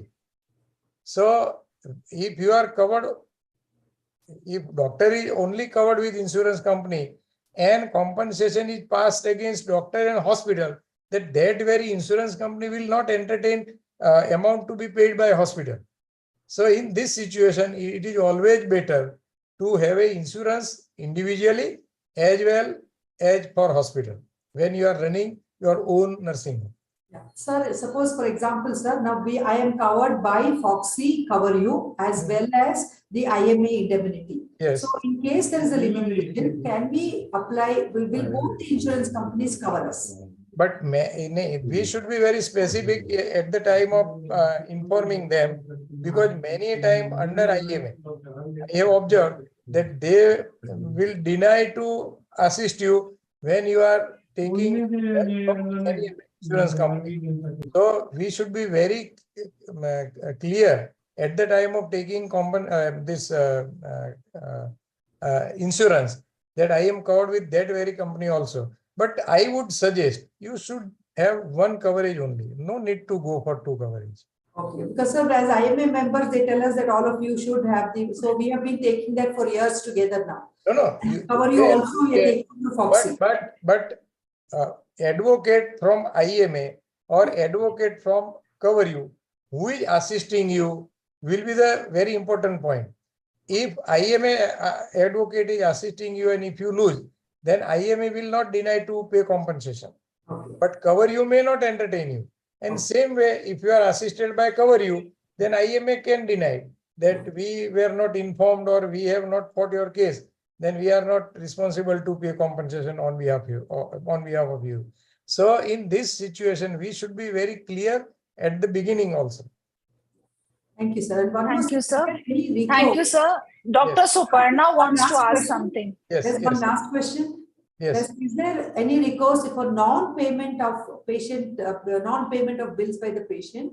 Yes. Is there any clause under the CPA that will help us? So as far as non-compensation on part of patient is concerned, you cannot detain patient for non-payment because it may invite litigation under section 340 of IPC, that is wrongful confinement. So you cannot retain patient for payment of your charge. So if patient abscond or patient doesn't pay, then you have another fora to collect that money through civil suit. So you can go in civil suit to recover that amount from the patient. Thank you, sir. Sir, one last question from me, sir. Sir, what about the ghost surgeon, sir? When some nursing home hospital, they call the surgeon and they operate on the patient and then go away without. Then in if such anything happens, then who will be responsible? So it depends upon the between that ghost surgeon and hospital. As such, any person who operates is responsible for post-operative care, whether he himself will take or he will manage care to be taken by equally competent person. So if owner of that very hospital or any other doctor working that hospital is ready to take responsibility of post-operative care, then ghost surgeon can be out of post-operative care. But there should be understanding between that very hospital and ghost surgeon. But patient may have an allegation to that very ghost surgeon also that after surgery, he didn't examine even once the patient. So in that very situation, if you have a understanding or contract between that very hospital and ghost surgeon, then it will be in favor of ghost surgeon. But sir, they are not putting even notes on their files. No, it is not good practice. As such, whosoever has operated, in that very operative note, it should be mentioned that operated by Dr. So and so. Because whenever we have to face litigation, then all this trouble starts. Because if you have not mentioned any name of that very ghost surgeon, and if ghost surgeon is not accepting any responsibility, then owner of that very nursing home will have to face all the consequences. And Not say for putting example, phones and say for example, you are a gynecologist, and in your hospital, if appendicectomy is done by surgeon, so if surgeon is called, it's fine. It can be done at your hospital also. But if something goes wrong and you have not mentioned name of that very surgeon, then one more allegation may be there. You are gynecologist. Why you operated for appendicectomy? And it will be very difficult for you to prove that you had not operated and Dr. So-and-so had operated that very patient. So it is always better to mention in operative note who has operated, who has assisted, who was the anesthetist, under which anesthesia operation was done, and brief of that very name of that very surgery. And detail operative note, you have to mention everything. So, sir, not only writing the name of the surgeon is enough, their signature is also must. Because later on they say, I have not done this case. No, that Signature can is be must, proved. I think. That can be proved. If you have CCTV camera in your hospital, then you can prove that he has Very come. naughty, they are coming in the mask. But it is always better to be signed that very operative note by that very surgeon. Signature is write their notes. We can ask them to write their part of the notes and Yes. do the Notes. Nowadays, I do very little practice, but whenever any other surgeon comes to my hospital to operate, operative note is to be written by that very surgeon only. This is my routine in my hospital. I think we should insist, sir, the anesthetist and the other surgeons should write their notes. Anesthetists will have their separate note. Yes. Anesthesiologist note will be separate note. But as far as surgical part is concerned, surgical note is to be written by a person who has operated the patient. Of course, assistant can also write note, but there should be signature of that very surgeon. Thank you, sir. So, And- such a lucid talk. So one question. Interesting One talk. question. Only 1 minute.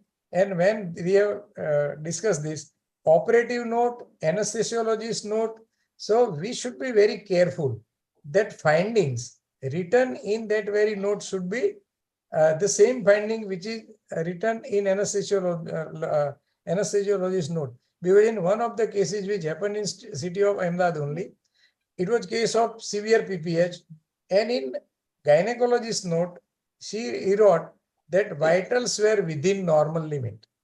And at the same time, in note of anesthesiologist, he wrote that vitals were compromised.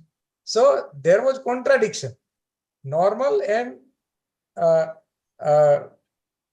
not normal rather. So we should be very careful at the time of submitting any record to anybody. Quickly we should go through, and there should not be any contradiction between operative note, anesthesiology and nursing chart also. Because many times in case paper we have written pulse, say for example 90 per minute. And at the same time in nursing chart it is written 120 per minute. So it will be very difficult for us to face in court of law. So there should not be contradiction between all these records. It is very important point. Can we ask some more questions? Yes. Time permits. Sir, Yeah, one sir. question from me also. Yes. Sir, in MBBS curriculum, we are nowadays teaching students about disclosure of medical errors. Is it really advisable and useful if the case lands up in court, in consumer court or civil court or criminal court? Will it be something good for the doctor or rather make the situation worse for them?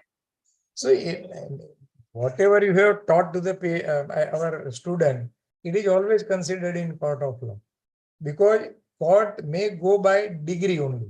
So say for example, if you are a postgraduate degree, diploma or DNB in OBGYN, then court will presume that you are competent person to deal with any obstetric gynec cases, whether it is conventional surgery, vaginal surgery or abdominal or endoscopic. Even if you are not well versed with endoscopic surgery, that also in eye of law, you are competent endoscopic surgeon also.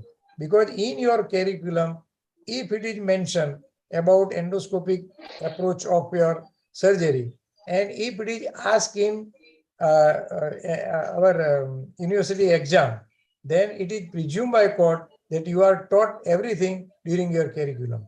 So whatever written in curriculum is always beneficial to the doctor. I mean, our is our judiciary mature enough to take disclosure of a medical error as something plus for the doctor? I don't know. Judiciary seems to be so anti-doctor all the time. No, not me. It is very simple thing, and it is my experience during my medical legal practice. Court always sits with blank mind. Let me put that way. Whosoever the party puts his or her case in a very effective manner, judgment will be in that very favor.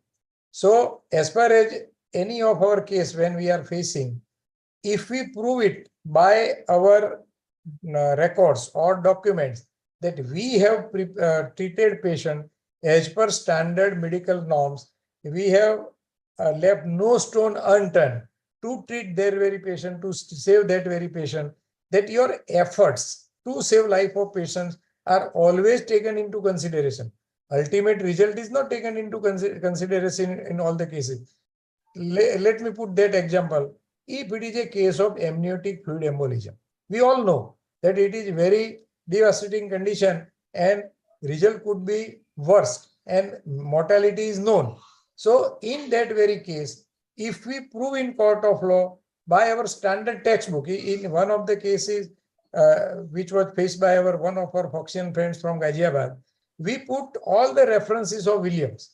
And in that very book, it is very specifically mentioned that it is unpredictable, unpreventable. So these are some words which are very useful in court of law when we are facing litigation. And we could convince court that amniotic fluid embolism is beyond anybody's expectation, beyond anybody's presumption.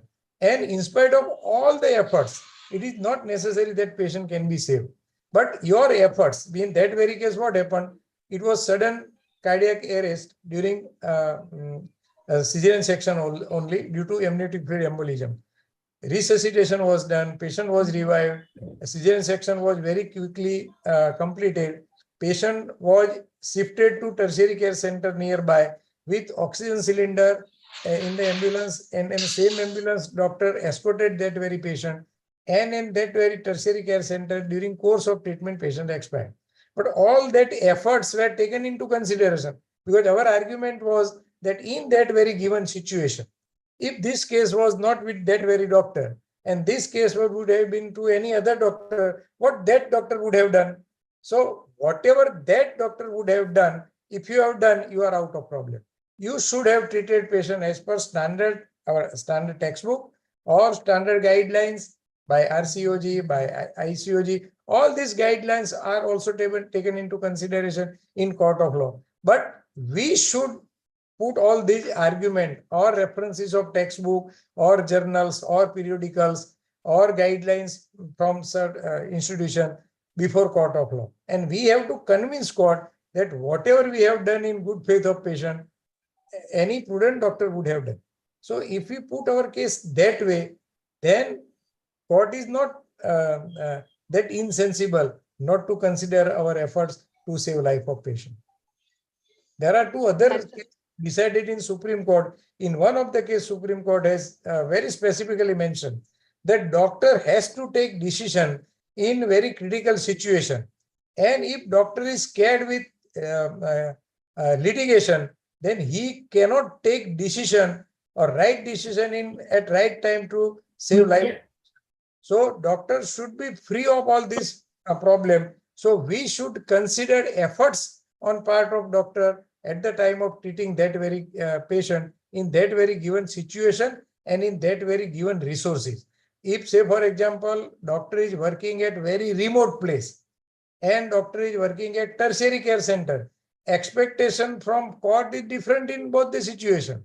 So court takes all this into consideration, where you are working, under which circumstances you have worked, and which resources you are working with.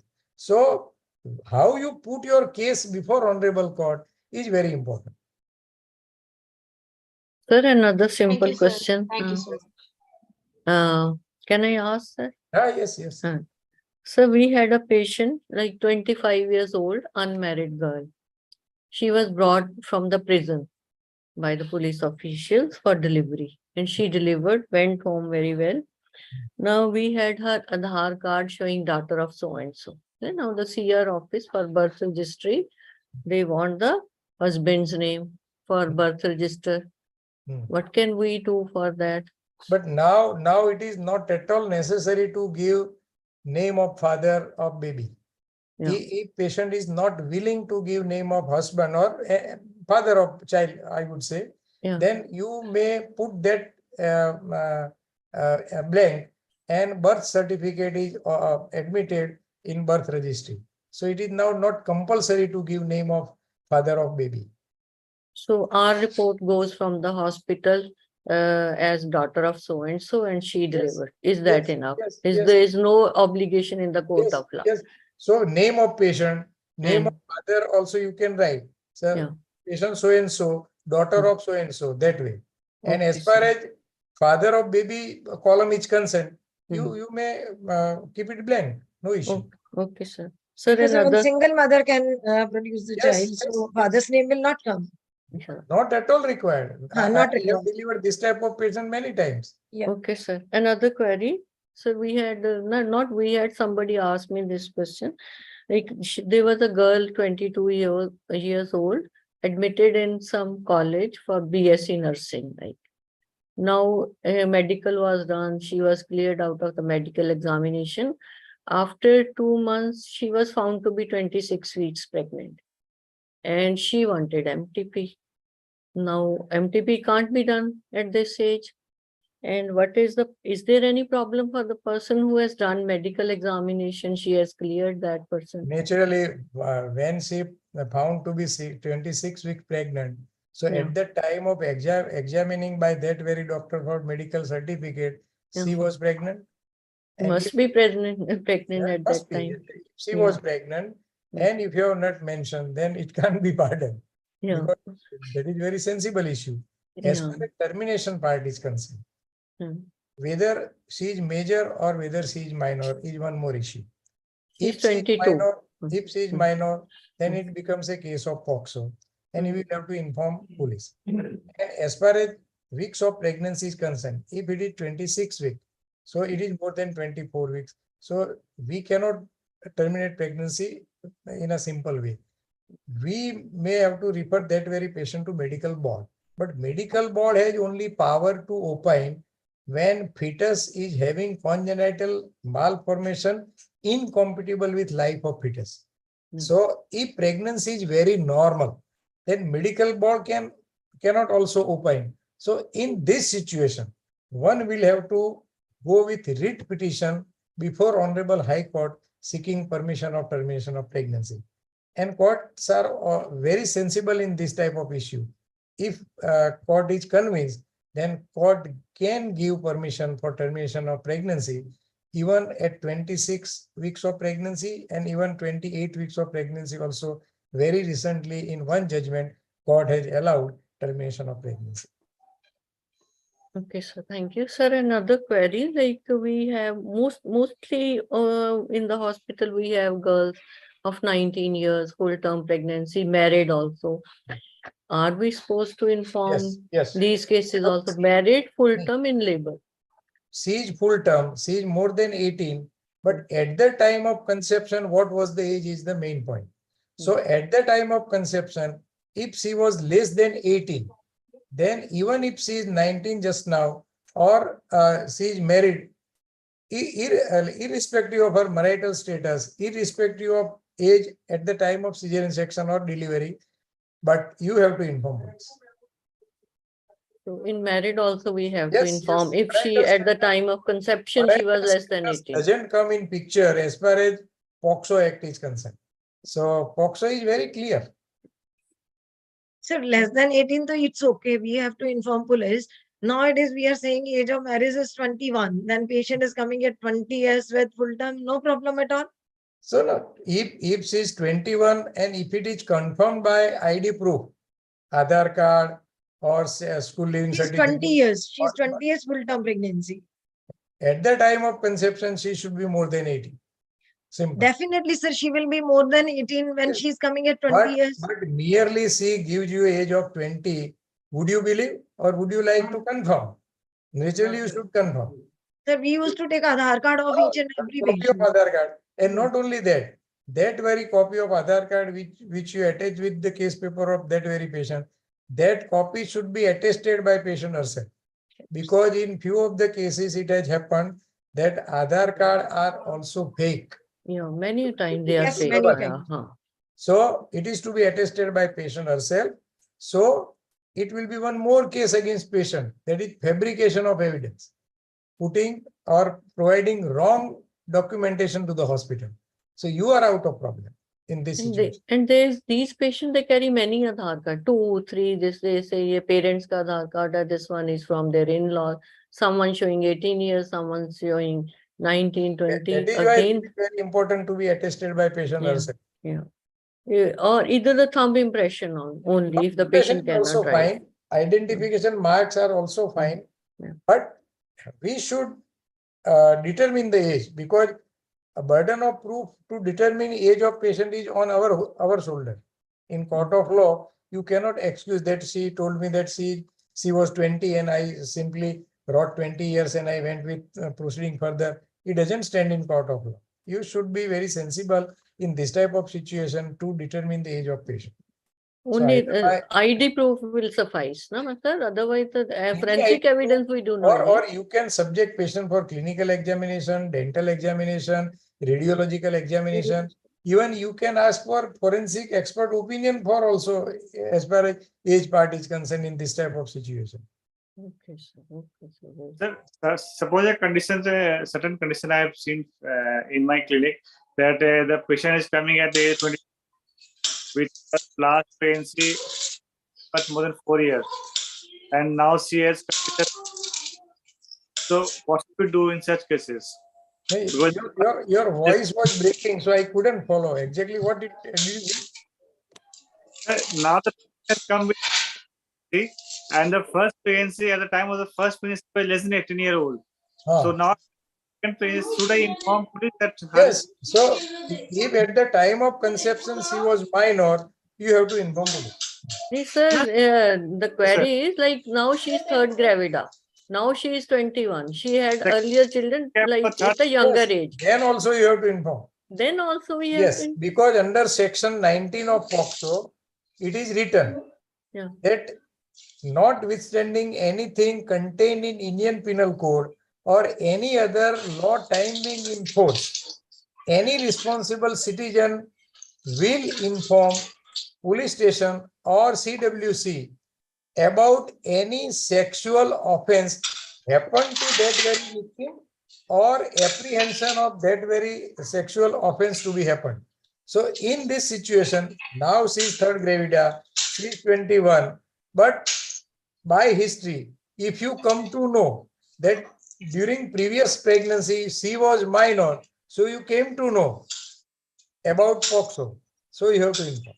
Sir, but now this time, so she was 20 years at the time of conception. Previously, she this was time. at 18. Previous, so already done. Not this time. Now, so she's 20. Sir, We should excuse me, stop. sir. It's 8:30. We Yes, are losing I will our come to audience. And I will share the link of a POCSO workshop that sir has had. Okay, we've done POCSO. I'll share that link with all of you. But I again insist, under section 19, just I mentioned, it is very specifically mentioned. Whenever you come to know that she is victim of sexual offense. So now she is third gravida, she is 21, fine.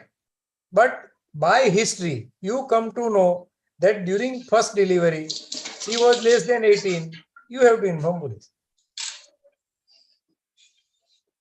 And you are informer, you are not complainant. You have to simply inform. This is to inform you that what police has to do, it is not our purview. So we have to simply inform and you should be out of problem. So to conclude this webinar, 2024 and candidature of Asha Jain for person Food and Drug Committee and for Bharti for Perinatal Committee. So thank you very much. And Thank you, sir. special thanks to Corona also. So they are supporting us since long. And special thanks to Vineet, who is there. She has helped me a lot in this webinar and in so many webinars in past also. Thank you, sir. Sir, I would like to inform Thank you, sir. everyone. Just you, a sir, minute, for such a please. nice- I will be sharing you a YouTube link because for some reason today the delegate link did not work at all. Corona people could not fix it. We will share So in the I will send you the Yes. YouTube link, which you can subsequently share with your Yes. societies. You know, So- please share with your societies because this link, that the delegate link that was sent, did not work. So we will have recording, and as soon as we I will receive, share the link right now. yes, Just after this webinar, I will share the link with everyone.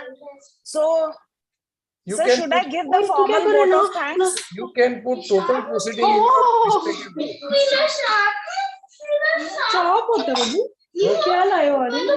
Suparna, please, Dr. Suparna, please mute yourself. Yes.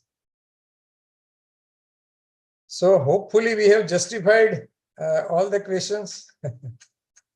Yes, Sir, your thank you so guest much, of sir. honor and chief guest were here right up to now, you know. Yes. So Dhaliwal madam, For our Dhaliwal benefit, madam was comment. here.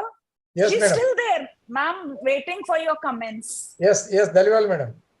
Oh, I was sitting till now throughout for my own benefit.